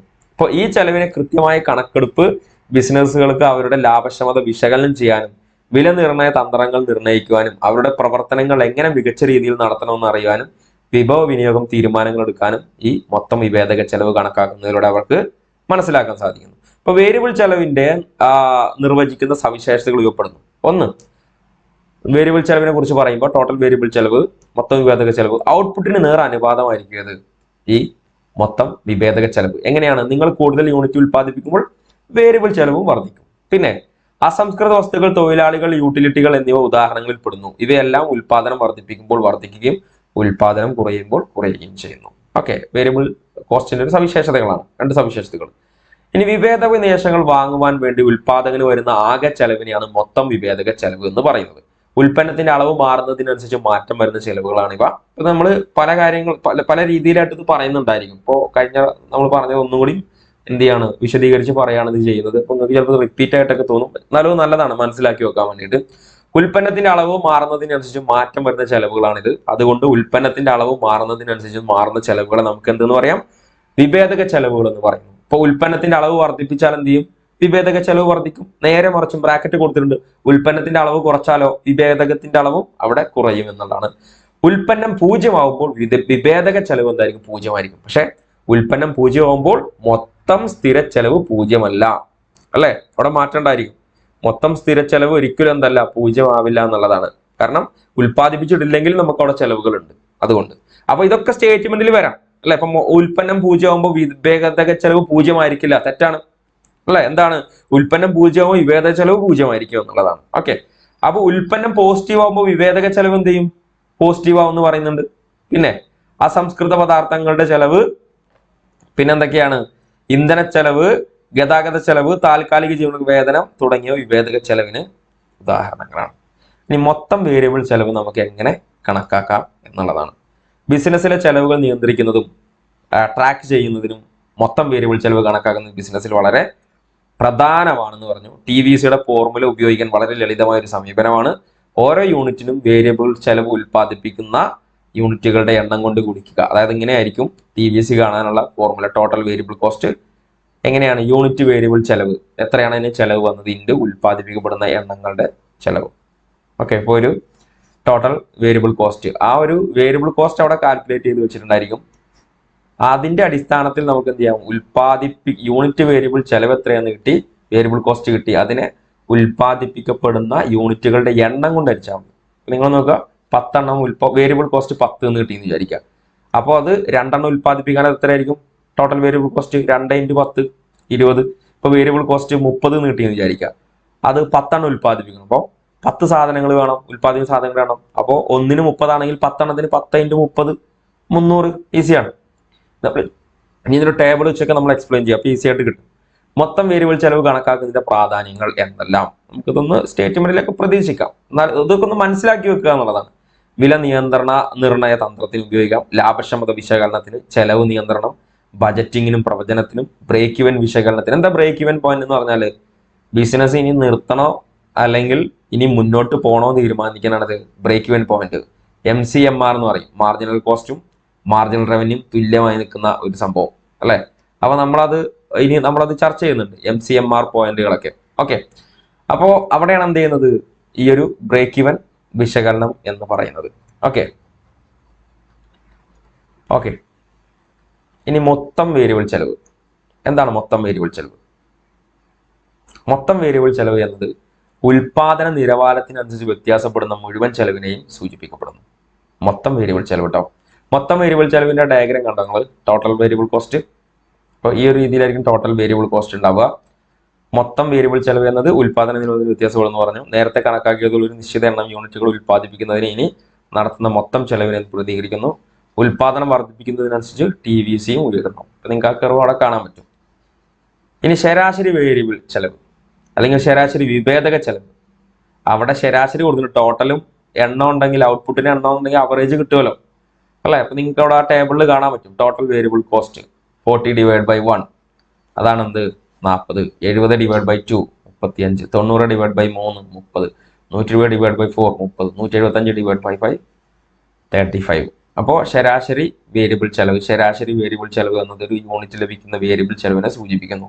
മൊത്തം വേരിയബിൾ ചെലവിനെ ഉൽപ്പാദിപ്പിക്കുന്ന യൂണിറ്റുകളുടെ എണ്ണം കൊണ്ട് ഹരിച്ചാണ് ഇത് കണക്കാക്കുന്നത്. ശരാശരി വേരിയബിൾ ചെലവിനുള്ള ഫോർമുല ഏതാണ്? ABC = total variable cost / output. Q എന്ന് പറഞ്ഞാൽ ഉൽപ്പാദിപ്പിക്കുന്ന യൂണിറ്റുകളുടെ അളവ്. എന്നിട്ട് നമ്മൾ ഈ ഒരു രീതിയിൽ ഡേറ്റ അനുസരിച്ച് വരക്കുകയാണെന്നെങ്കിൽ ആവറേജ് വേരിയബിൾ കോസ്റ്റ് ഈ ഒരു രീതിയിലായിരിക്കും, U ഷേപ്പ് ആയിരിക്കും. അതൊക്കെ പ്രധാനപ്പെട്ടതാണ്. ഇതിന്റെ ഷേപ്പ് ഏതാണെന്നൊക്കെ പരീക്ഷയ്ക്ക് ചോദിക്കും. ഓക്കെ, മൊത്തം ചെലവ് ടോട്ടൽ കോസ്റ്റ് എന്താണ്? സാധനങ്ങൾ സേവനങ്ങൾ ഉൽപ്പാദിപ്പിക്കാൻ വേണ്ടി ഒരു ഉൽപ്പാദകൻ മുടക്കുന്ന എല്ലാ തരം ചെലവുകളുടെയും തുകയാണ് ഇതെന്ന് പറയുന്നത് മൊത്തം ചെലവ് എന്ന് പറയുന്നത്. സാധനങ്ങൾ സേവനങ്ങൾ ഉൽപ്പാദിപ്പിക്കാൻ വേണ്ടി ഒരു ഉൽപ്പാദകൻ മുടക്കുന്ന എല്ലാ തരം ചെലവുകളുടെയും തുകയാണ് മൊത്തം ചെലവ്. ഇപ്പൊ ഒരു സാധനത്തിന്റെ അല്ലെങ്കിൽ സേവനത്തിന്റെ എല്ലാ മാത്രകളും ഉൽപ്പാദിപ്പിക്കാൻ വേണ്ടി ഒരു ഉൽപ്പാദകന് വന്ന മൊത്തം സ്ഥിര ചെലവുകളുടെയും മൊത്തം വിഭേദക ചെലവുകളുടെയും ആകെ തുകയാണ് ഇത് മൊത്തം ചെലവ്. അപ്പൊ ഈ മൊത്തം ചെലവിൽ എല്ലാവരും വരും. ഫിക്സഡ് കോസ്റ്റും വരും, വേരിയബിൾ കോസ്റ്റും വരും, വിഭേദക ചെലവും ഉണ്ടാവും, അതുപോലെ തന്നെ നമ്മുടെ സ്ഥിരം ചെലവുകൾ ഉണ്ടായിരിക്കും. അപ്പൊ അതുകൊണ്ട് തന്നെ ടോട്ടൽ കോസ്റ്റ് കാണാൻ TC = TFC + TVC ആയിരിക്കും. ഓക്കെ, ടോട്ടൽ കോസ്റ്റും TVC കോസ്റ്റ് കർവിന്റെ പോലെ തന്നെ ആയിരിക്കും ഇത് നമ്മുടെ total cost curve.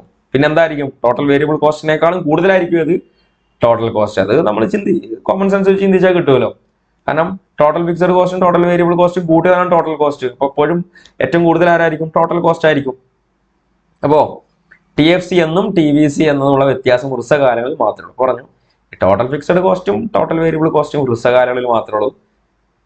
Long റണ്ണിലൊക്കെ total cost ആയിരിക്കും. ഓക്കെ, അപ്പോൾ ടോട്ടൽ കോസ്റ്റ് മാത്രമല്ല, എല്ലാം വിഭേദക ചെലവുകളായിരിക്കും ലോങ് റണ്ണിൽ. അപ്പോൾ ഉൽപ്പന്നം 0 ആണെങ്കിൽ സ്ഥിര ചെലവ് മൊത്തം ചെലവും തുല്യമായിരിക്കും. വിഭേദക ചെലവ് ആനുപാതികമായി മൊത്തം ചെലവും ഉയരുന്നു. ഓക്കെ, ഇപ്പൊ ഇവിടെ ഡയഗ്രാം കാണാൻ പറ്റും. കണ്ടോ, ടോട്ടൽ ഫിക്സഡ് കോസ്റ്റും ടോട്ടൽ വിഭേദക ചെലവും തന്നു കഴിഞ്ഞാൽ കാണാൻ ഈസി അല്ലേ. 20 + 20 20, 20 + 30 30, 20 + 19 19, 20 + 27 47, 20 + 34 54, 20 + 50 ഇത് 70 ആണ് കേട്ടോ, 60 അല്ല, കൂടെ കൊടുക്കാം. അത് തെറ്റിപ്പോകണ്ടല്ലോ. എന്താണ് 70 ആണ് കേട്ടോ, കാരണം 20 + 50 70. ഓക്കെ, യെസ്, കറക്റ്റ് ആയിട്ടുണ്ട്. ഇനിയിപ്പോൾ നിങ്ങൾ നോക്കുക, ഈ ടോട്ടൽ ഫിക്സഡ് കോസ്റ്റും ടോട്ടൽ കോസ്റ്റും തന്നാൽ ടോട്ടൽ വേരിയബിൾ കോസ്റ്റ് എങ്ങനെ കാണാം? അപ്പൊ ഇത് തന്നിട്ടില്ല എന്ന് വിചാരിക്കുക. അപ്പൊ എന്ത് ചെയ്താൽ മതി? കുറച്ചാൽ മതി. 20 - 20 0, 20 - 30 10, 20 - 30, അല്ലെങ്കിൽ കുറച്ച് അങ്ങോട്ട് കുറച്ചാൽ മതി. അവിടെ ചിഹ്നത്തിന് പ്രാധാന്യമില്ല. Total cost minus total fixed cost 39 - 20 19, 47 - 20 27, 54 - 20 34, 70 - 20 50. അല്ല, ഇനിയിപ്പോ ഒരു കാര്യം ചോദിക്കട്ടെ, ടോട്ടൽ വേരിയബിൾ കോസ്റ്റും ടോട്ടൽ കോസ്റ്റും തന്നു, ടോട്ടൽ ഫിക്സഡ് കോസ്റ്റ് ഒന്നുമില്ല. അപ്പൊ എങ്ങനെ കാണാം? കാണാൻ ഈസിയാണ്, ഇങ്ങനെ കുറച്ചാൽ മതി. Total cost total variable cost കുറച്ചാൽ ഏത് കിട്ടും? ഒക്കെ 20 തന്നെ ആയിരിക്കും അല്ലേ. ഇനി ഇതും തന്നിട്ടില്ലെങ്കിൽ ഇപ്പൊ നിങ്ങൾക്ക് ടോട്ടൽ കോസ്റ്റ് മാത്രം തന്നു, ടോട്ടൽ കോസ്റ്റ് മാത്രം തന്നിട്ട് ടോട്ടൽ ഫിക്സഡ് കോസ്റ്റും ടോട്ടൽ വേരിയബിൾ കോസ്റ്റും കാണാൻ പറഞ്ഞാൽ എന്ത് ചെയ്യാം? ഫിക്സഡ് കോസ്റ്റ് നമുക്കൊരു കാര്യം അറിയാം, എല്ലായിടത്തും ഒരേപോലെ ആയിരിക്കും. അപ്പൊ നമുക്ക് ഒറ്റ ഒന്ന് കണ്ടെത്തിയാൽ മതി. എങ്ങനെയാണ് ടോട്ടൽ കോസ്റ്റ് മാത്രം നിന്നിട്ട് വേരിയബിൾ കോസ്റ്റും ഫിക്സഡ് കോസ്റ്റും ടോട്ടൽ വേരിയബിൾ കോസ്റ്റും ടോട്ടൽ ഫിക്സഡ് കോസ്റ്റും കാണാൻ പറഞ്ഞാൽ എന്ത് ചെയ്യേണ്ടത്? ഒന്നുമില്ല, നിങ്ങൾ ആദ്യം നോക്കുക, 0 ഉൽപ്പന്നമാകുമ്പോൾ എത്രയാണ് ടോട്ടൽ കോസ്റ്റ് നോക്കുക. എത്രയാണ്? 20 അല്ലേ. 0 ഉൽപ്പന്നമാണെങ്കിലും അവിടെ എന്തുണ്ടായിരിക്കും?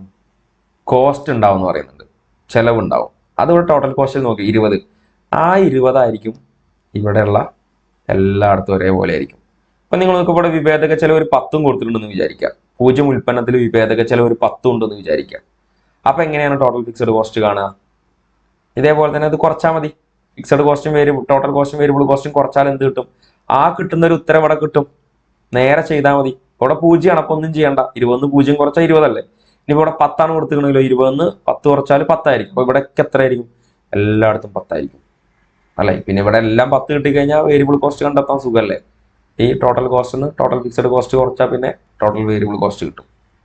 ഇത് കിട്ടിക്കഴിഞ്ഞാൽ ഒക്കെ കാണാൻ സുഖമല്ലേ. ഇപ്പൊ ടോട്ടൽ ഫിക്സഡ് കോസ്റ്റ് കണ്ടു കഴിഞ്ഞാൽ ആവറേജ് ഫിക്സഡ് കോസ്റ്റ് കാണാൻ സുഖമല്ലേ.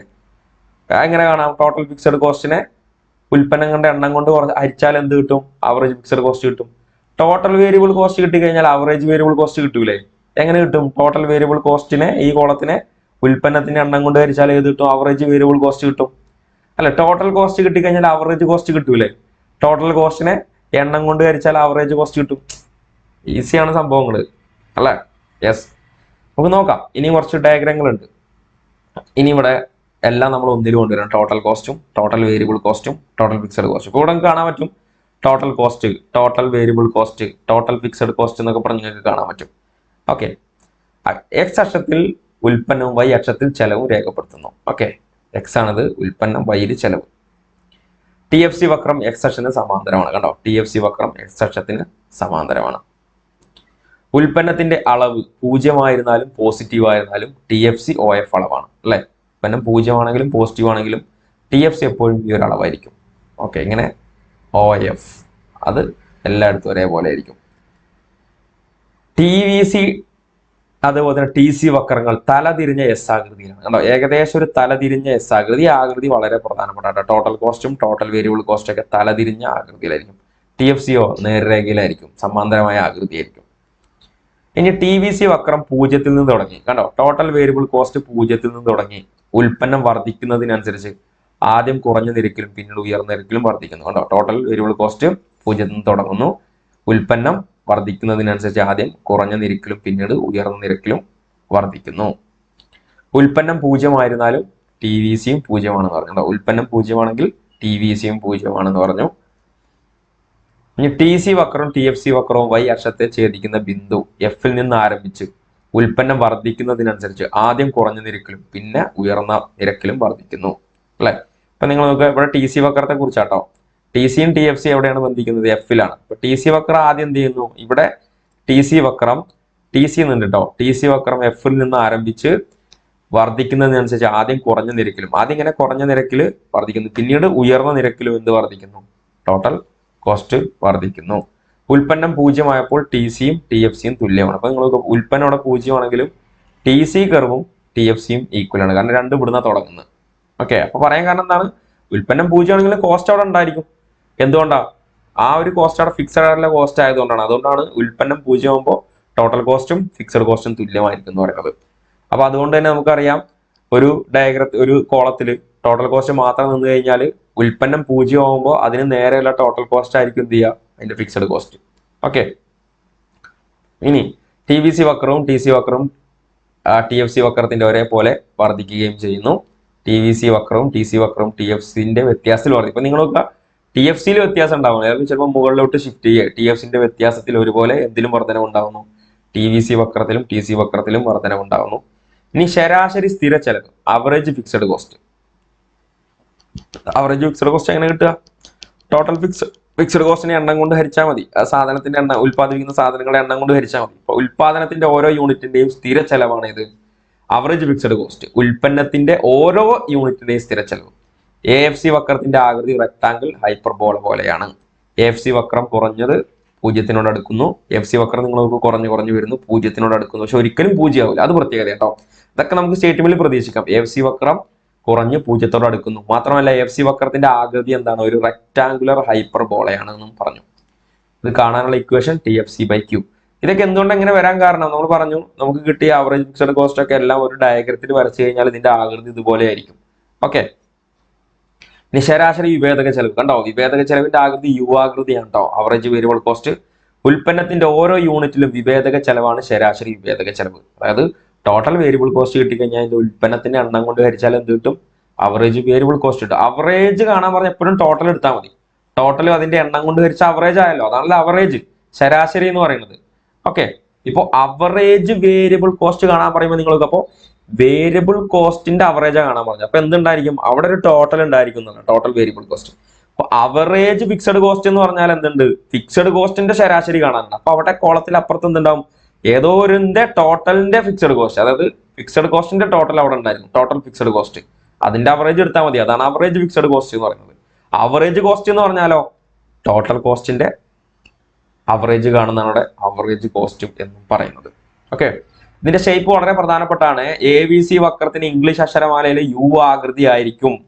ഓക്കെ, എ എഫ് സി ആണെങ്കിലോ റെക്ടാങ്കിൾ ഹൈപ്പർബോള ആയിരിക്കും. ടി സി വക്രം അതുപോലെ തന്നെ ടി വി സി വക്രമോ തലതിരിഞ്ഞ എസ് ആകൃതി ആയിരിക്കും. വളരെ വളരെ വളരെ പ്രധാനപ്പെട്ടതാണ്. ഓക്കെ, ശരിക്കും പഠിച്ചു വെക്കുക ഇങ്ങനെയുള്ള കാര്യങ്ങൾ. ഇവിടുന്ന് ആയിരിക്കും ചോദ്യങ്ങൾ വരിക, നമ്മളെ ട്രാപ്പ് ചെയ്യിക്കും. ഇനി ഹ്രസ്വകാല ശരാശരി ചെലവ് എല്ലാം നമ്മൾ ഒരുമിച്ച് കൊണ്ടുവരികയാണ്. Short run marginal cost, short run average cost, അതുപോലെ തന്നെ അവറേജ് വേരിയബിൾ കോസ്റ്റ്. ഇപ്പോൾ ഹ്രസ്വകാലയളവിൽ ഉൽപ്പന്നത്തിന്റെ ഓരോ യൂണിറ്റിന്റെയും ചെലവാണിത് ഈ ഹ്രസ്വകാല ശരാശരി ചെലവ്. എസ് എ സി വക്രത്തിന് ഇംഗ്ലീഷ് അക്ഷരമാലയിലെ ഏതായിരിക്കും, ഇപ്പൊ എസ് എ സി വക്രം കണ്ടോ, ഇതാണ് എസ് എ സി വക്രം, യു ആകൃതിയാണ് ഇംഗ്ലീഷ് അക്ഷരമാലയിൽ. എ വി സിയും അതുപോലെ തന്നെയാണ്, എസ് എം സിയും ഏകദേശം അതുപോലെ തന്നെയാണ്. ഇപ്പോൾ S A C equal to കാണാൻ എന്താ, ടി സി ബൈ ക്യൂ. ഹ്രസ്വകാല സീമാന്ത ചെലവ് എന്ന് പറഞ്ഞാൽ എന്താണ്, മൊത്തം ചെലവിനോട് കൂടുതലായി വരുന്ന ചെലവാണ് ഇത് ഹ്രസ്വകാല സീമാന്ത ചെലവുകൾ എന്ന് പറയുന്നത്. നമ്മൾ വളരെ കുറച്ച് കാര്യങ്ങൾ മാത്രമേ ഉൾപ്പെടുത്തിയിട്ടുള്ളൂ. ഇതിന് ഇനി കൂടുതൽ കാര്യങ്ങൾ കിട്ടണം നിങ്ങൾക്ക് എന്ത് ചെയ്യാം, നമ്മുടെ പ്രിന്റഡ് നോട്ടിൽ നിങ്ങൾക്ക് ഇതിന്റെ കൂടുതൽ പോയിന്റുകളും ഉദാഹരണങ്ങളും കാണുന്നതാണ്. അപ്പൊ എസ് എം സി വക്രത്തിന് ഇംഗ്ലീഷ് അക്ഷരമാലയിലെ യു ആകൃതിയാണ്. എസ് എം സി കാണാനുള്ള equation change in total cost divide by total output. S M C എന്ന് പറഞ്ഞാൽ ഷോർട്ട് റൺ മാർജിനൽ കോസ്റ്റ്. ഇപ്പോൾ ഒരു ഉൽപ്പന്നത്തിന്റെ അളവ് ഒരു കൂടുതലായിട്ട് ഉൽപ്പാദിപ്പിക്കുമ്പോൾ അവിടെ എത്രയാണ് കോസ്റ്റ്, ടോട്ടൽ കോസ്റ്റിൽ വന്നിട്ടുള്ള മാറ്റം. ഇപ്പൊ നിങ്ങൾ നോക്കുക, ടോട്ടൽ കോസ്റ്റ് 10 ആയിരുന്നു. ഒരു ഉൽപ്പന്നം ഉൽപ്പാദിപ്പിക്കാനുള്ള ടോട്ടൽ കോസ്റ്റ് 10, രണ്ടെണ്ണം ഉൽപ്പാദിപ്പിക്കാനായപ്പോഴേക്കും അത് 15 ആയി. അപ്പൊ എന്ത് ചെയ്തു, ഒരു യൂണിറ്റ് അധികം ഉൽപ്പാദിപ്പിച്ചപ്പോൾ 10 ഉള്ളത് 15 ആയി. അപ്പൊ അവിടെ മാർജിനൽ കോസ്റ്റ് എത്രയാണ്, 5 ആയിരിക്കും അല്ലെ. പിന്നെ മൂന്നാമത് ഉൽപ്പാദിപ്പിച്ചപ്പോൾ അത് 18 ആയി. അപ്പൊ 15 ഉള്ളത് 18 ആയി. അപ്പൊ മൂന്നാമതൊന്ന് കൂടുതൽ ഉൽപ്പാദിപ്പിച്ചപ്പോൾ 15 ഉള്ളത് 18 ആയി. അപ്പൊ അവിടെ മാർജിനൽ കോസ്റ്റ് എത്രയായിരിക്കും, 3 ആയിരിക്കും. ഈസി ആയിട്ടുള്ള കാര്യമാണ് ഇതൊക്കെ. അതാണ് ആ മാർജിനൽ കോസ്റ്റ് എന്ന് പറയുന്നത്. ഒരു യൂണിറ്റ് അധികം ഉൽപ്പാദിപ്പിക്കുമ്പോൾ അവിടെയുള്ള അതിനുണ്ടായിട്ടുള്ള ചെലവാണെങ്കിൽ ആ ചെലവിന്റെ എത്രയാണോ വ്യത്യാസം ഉണ്ടായിട്ടുള്ളത്, മാറ്റം ഉണ്ടായിട്ടുള്ളത്, അതാണ് ചേഞ്ച് ഇൻ മാർജിനൽ കോസ്റ്റ്. അതുപോലെ തന്നെ നമ്മൾ ടോട്ടൽ പ്രൊഡക്റ്റ് ഒക്കെ നമ്മൾ പറഞ്ഞതാണ്, മാർജിനൽ പ്രൊഡക്റ്റ് ഒക്കെ നമ്മൾ പറഞ്ഞതാണ്. ഓക്കെ, അതുപോലെ നമുക്ക് ഇവിടെ മാർജിനൽ കോസ്റ്റ് കാണാം കേട്ടോ. ഇവിടെ 2-3 ഉദാഹരണം നോക്കാം.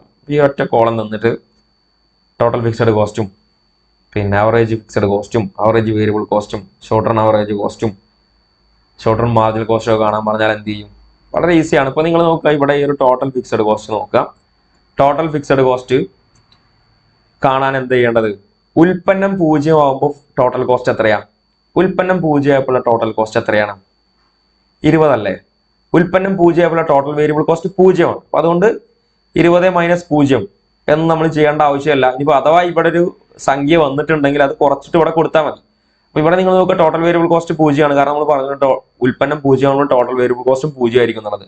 അപ്പൊ ഉൽപ്പന്നം 0 ആകുമ്പോൾ എത്രയാണോ ടോട്ടൽ കോസ്റ്റ് അതന്നെ ആയിരിക്കും എല്ലായിടത്തും ടോട്ടൽ എന്തായിട്ട് വരുന്നത്? ടോട്ടൽ ഫിക്സഡ് കോസ്റ്റ് ആയിട്ട് വരിക. ഓക്കെ, ഒക്കെ 20 ആയിരിക്കും. ടോട്ടൽ വേരിയബിൾ കോസ്റ്റ് എന്നുണ്ടെങ്കിൽ നമുക്ക് കാണാൻ പറ്റും. ഇപ്പൊ 20 0 കുറച്ചാൽ 20, 26 6 കുറച്ചാൽ 20, 31 11 കുറച്ചാൽ 20, 45 15 കുറച്ചാൽ 20, ഒക്കെ എന്തായിരിക്കും? 20 ആയിരിക്കും ടോട്ടൽ ഫിക്സഡ് കോസ്റ്റ്.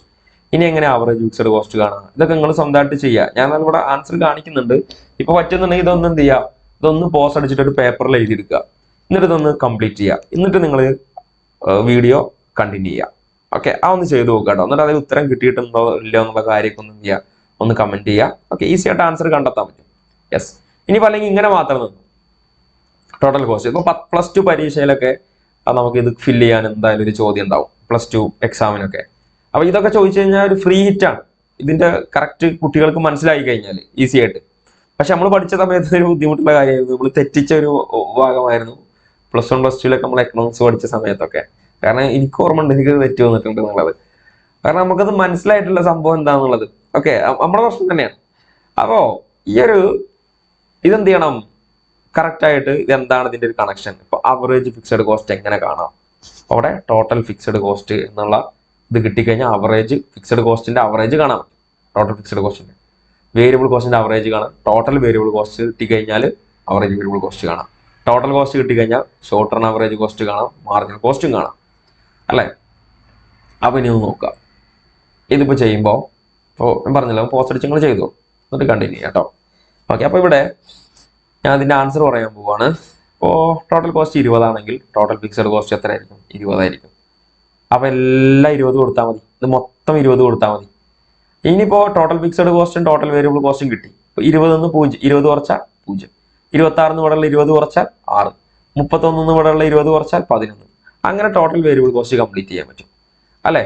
അപ്പൊ നമുക്ക് പിന്നെ ഇവിടെ ടോട്ടൽ ഫിക്സഡ് കോസ്റ്റ് ഇവിടെ 20 എന്ന് കിട്ടിയിട്ടുണ്ട്. എല്ലാം 20 ആവും. അപ്പൊ 20 ഹരിക്കണം 0 0, 20 ഹരിക്കണം 1 20, 20 ഹരിക്കണം 2 10. ആ രീതിയിൽ ഇങ്ങനെ വരും അല്ലെ? കണ്ടോ, ഇതാണ് സംഭവം. 20 ഹരിക്കണം 3 പിന്നെ 6.6. അങ്ങനെ ഈ ഒരു രീതിയിൽ ഇത് കംപ്ലീറ്റ് ചെയ്യാൻ പറ്റും.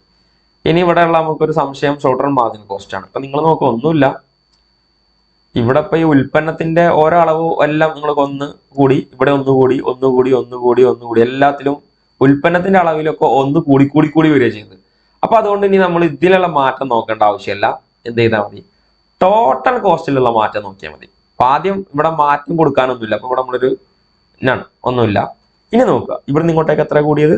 6 കൊടുത്തു. ഇവിടുന്ന് ഇങ്ങോട്ടേക്ക് എത്ര കൂടിയത്? 26 31 എത്താൻ 5, 31 45 ആവാൻ 4, 45 38 ആവാൻ അത് പിന്നെ കുറെ ഏജ് 3. നമ്മളിനി അവിടെ ചിഹ്നം ഒന്നും കൊടുക്കേണ്ട ആവശ്യമൊന്നുമില്ല. ഇനി 38 40 ആവാൻ 2, 40 പിന്നെ 41 ആവാൻ എന്ത് ചെയ്തു? കാരണം ടോട്ടൽ കോസ്റ്റ് കുറഞ്ഞും കൂടി നിൽക്കുകയാണ്.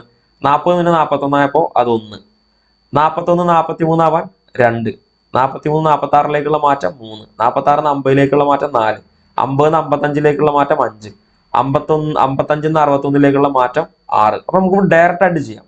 ഇങ്ങനെ ഡയറക്റ്റ് ഈ മാറ്റത്തിലൂടെ കൊടുക്കാനുള്ള കാരണം എന്താണ്? കാരണം ഇവിടെ ഒക്കെ ഒന്ന് കൂടി വരിക ചെയ്യുന്നത്. ഇപ്പൊ നിങ്ങൾ നോക്കുക, 20 6ലേക്കുള്ള മാറ്റം അത് 6. ശരിക്കും എന്ത് ചെയ്യണം? ആ മാറ്റത്തിനെ എന്തുകൊണ്ട് ഹരിക്കണം? ഉൽപ്പന്നത്തിന്റെ അളവിൽ വന്ന മാറ്റം കൊണ്ട് ഹരിക്കണം. അപ്പൊ ഇവിടെയുള്ള ഈ 6 എന്നുള്ള ഈ മാറ്റത്തിന് ഇവിടെയുള്ള മാറ്റം എത്രയാണ്? 1 അല്ലേ? 6 ഹരിക്കണം 1 6. ഇവിടെ നിങ്ങൾ നോക്കുക, ഇവിടെ 5 അല്ലേ മാറ്റം? ഇവിടെ 1 2ക്ക് 1 അല്ലേ മാറ്റം? അപ്പൊ പിന്നെ എന്ത് ചെയ്യണ്ട? ഈ കൂടുതൽ കോംപ്ലിക്കേഷൻ ചെയ്യണ്ട. കാരണം ജസ്റ്റ് ചെക്ക് ചെയ്യുക, ഉൽപ്പന്നമൊക്കെ ഒന്ന് കൂടി വരിക ചെയ്തത്. 0 ഉള്ളത് 1 ആയി 2 ആയി 3 ആയി 4 ആയി ഒന്ന് കൂടി വരികയാണ്. അപ്പൊ പിന്നെ ഇവിടെ നമ്മൾ ഈ ഒരു ഇക്വേഷൻ പ്രകാരം ചേഞ്ച് ഇൻ ഔട്ട്പുട്ട് എന്നുള്ളത് കൊണ്ട് ഹരിക്കാൻ നിൽക്കണ്ട. ടോട്ടൽ കോസ്റ്റിന് ഡയറക്റ്റ് ചേഞ്ച് കൊണ്ട് എന്ത് ചെയ്താൽ മതി? ചെയ്താൽ നമുക്ക് ആൻസർ കിട്ടും. നേരെ മറിച്ച് 1 ഉള്ളത് പിന്നെ 3 ആയി, 3 ഉള്ളത് 5 ആയി, അല്ലെങ്കിൽ 3 ഉള്ളത് 7 ആയി, 7 ഉള്ളത് പിന്നെ ഒരു 12 ആയി, 12 ഉള്ളത് ഉൽപ്പന്നം ഒരു 14 ആയി. അങ്ങനെ പോവുകയാണെന്നുണ്ടെങ്കിൽ അതിന്റെ മാറ്റം നമ്മൾ കാണണം. അല്ല, അപ്പൊ കുറച്ച് കോംപ്ലിക്കേഷൻ ആവും. ഇവിടെ ഉൽപ്പന്നത്തിന്റെ മാറ്റമൊക്കെ സെയിം ആണ്, എല്ലാത്തിലും ഒന്ന് തന്നെയാണ്. പിന്നെ മാറ്റം അവിടെ വന്നിട്ടുള്ളത് ടോട്ടൽ കോസ്റ്റിന്റെ കാര്യത്തിലാണ്. ഓക്കെ, അപ്പൊ അതുകൊണ്ട് ഈ ഒരു മാറ്റം മാത്രം എടുത്ത് ഇവിടെ കൊടുത്താൽ മതി. 26 കുറച്ച 6, 26 31 എത്താൻ 5 വന്നത്, 5 അവിടെ ടോട്ടൽ കോസ്റ്റ് കൂടിയത്. 31 45 ആവാൻ 4 അവിടെ എഴുതി കൊടുത്തു. അത്രയേ ഉള്ളൂ. ഇനി ഇതൊക്കെ ഒരു ഡയഗ്രത്തേക്ക് വരച്ചു കഴിഞ്ഞാൽ നമുക്ക് നേരത്തെ കിട്ടിയ പോലുള്ള ഡയഗ്രം ആയിരിക്കും നമുക്ക് ലഭിക്കുക. ഓക്കെ, ഇനിയിപ്പോ ഇതിന്റെ ലാസ്റ്റ് ടോപ്പിക്കാണ് ലോങ് റൺ കോസ്റ്റ്. ഓക്കെ, എന്താണ് ലോങ് റൺ കോസ്റ്റുകൾ നമുക്ക് നോക്കാം. ഈ ലോങ് റൺ കോസ്റ്റുമായി ബന്ധപ്പെട്ടുള്ള കാര്യങ്ങൾ. ഓക്കെ, ദീർഘകാല ചെലവുകൾ. ദീർഘകാലങ്ങളിൽ എല്ലാ നിവേശങ്ങളും വിഭേദങ്ങളാണ്. അപ്പൊ ഇവിടെ ഇനി എന്തില്ല? വിഭേദക ചെലവ്, അതുപോലെ തന്നെ ഫിക്സഡ് ചെലവ് എന്ന് പറഞ്ഞൊന്നുമില്ല. ഫിക്സഡ് കോസ്റ്റ്, വേരിയബിൾ കോസ്റ്റ് ഇല്ല. എല്ലാം എന്താണ്? വിഭേദക ചെലവുകളാണ്. അല്ലെ, എല്ലാം ഫിക്സഡ് എന്ന് പറയാൻ പറ്റില്ല. എല്ലാം എന്താണ്? മാറ്റം വരുത്താൻ പറ്റും. കാരണം ചെലവിൽ മാറ്റം വരുത്തണമല്ലോ. ഇതിൽ മാറ്റം വരുത്താതിരിക്കാൻ കഴിയില്ലല്ലോ. അപ്പൊ അതുകൊണ്ട് സ്ഥിര ചെലവുകളും വിഭേദക ചെലവും എന്ന വ്യത്യാസമില്ല. എല്ലാ ചെലവും എന്താണ് ഇവിടെ? വിഭേദക ചെലവാണ്. അതൊരു പോയിന്റ് ആട്ടോ. കാരണം പരീക്ഷയ്ക്ക് ഒരു സ്റ്റേറ്റ്മെന്റിൽ പറയാണ് ദീർഘകാലം എല്ലാ ചെലവുകളും സ്ഥിര ചെലവുകളാണെന്ന് പറഞ്ഞാൽ ആ സ്റ്റേറ്റ്മെന്റ് ശരിയാണോ തെറ്റാണോ? തെറ്റായ സ്റ്റേറ്റ്മെന്റ് ആണല്ലോ, അല്ലെ? അപ്പൊ അത് മനസ്സിലാക്കി വെക്കണം. ഓക്കെ, അപ്പൊ എല്ലാ ചെലവുകളും ദീർഘകാലയളവിൽ വിഭേദക ചെലവുകളാണ്. ഓക്കെ, അപ്പോൾ ദീർഘകാലയളവിൽ എല്ലാ നിവേശങ്ങളും വേണ്ടി വരുന്ന ചെലവിനെ മൊത്തം ചെലവ് എന്ന് പറയുന്നത്. ദീർഘകാലയളവിൽ എല്ലാ നിവേശങ്ങൾക്കും വേണ്ടി വരുന്ന ചെലവിനെ മൊത്തം ചെലവ് എന്ന് പറയുന്നു. അപ്പൊ സൂക്ഷ്മ സാമ്പത്തിക വിശകലനത്തിൽ 3 പ്രധാന ചെലവ് ഫംഗ്ഷനുകൾ അല്ലെങ്കിൽ കർവുകൾ ഉപയോഗിക്കുന്നു. നിങ്ങൾ നോക്കുക, ദീർഘകാല ആകെ ചെലവ് LRTC എന്നത് ഉൽപ്പാദിപ്പിക്കുന്ന എല്ലാ സാധനങ്ങളുടെയും ആകെ ചെലവിനെ, ഉൽപാദന ചെലവിനെ പ്രതിനിധീകരിക്കുന്ന ചെലവ് ഫംഗ്ഷൻ ആണ്. ഇനി long run average cost curve, ദീർഘകാല ശരാശരി ചെലവ് എന്നത് എല്ലാ സാധനങ്ങളും ഉൽപ്പാദിപ്പിക്കുന്നതിനുള്ള ഒരു യൂണിറ്റിന് ശരാശരി ചെലവിനെ പ്രതിനിധീകരിക്കുന്ന ചെലവ് ഫംഗ്ഷൻ ആണ്. ഇനി നിങ്ങൾക്ക് ദീർഘകാല മാർജിനൽ കോസ്റ്റ് എന്നത് ഒരു ഉൽപ്പന്നത്തിന്റെ ഒരു യൂണിറ്റ് കൂടി ഉൽപ്പാദിപ്പിക്കുന്നതിനുള്ള ചെലവിനെ പ്രതിനിധീകരിക്കുന്ന ചെലവ് ഫംഗ്ഷൻ ആണ് ദീർഘകാല മാർജിനൽ കോസ്റ്റ്.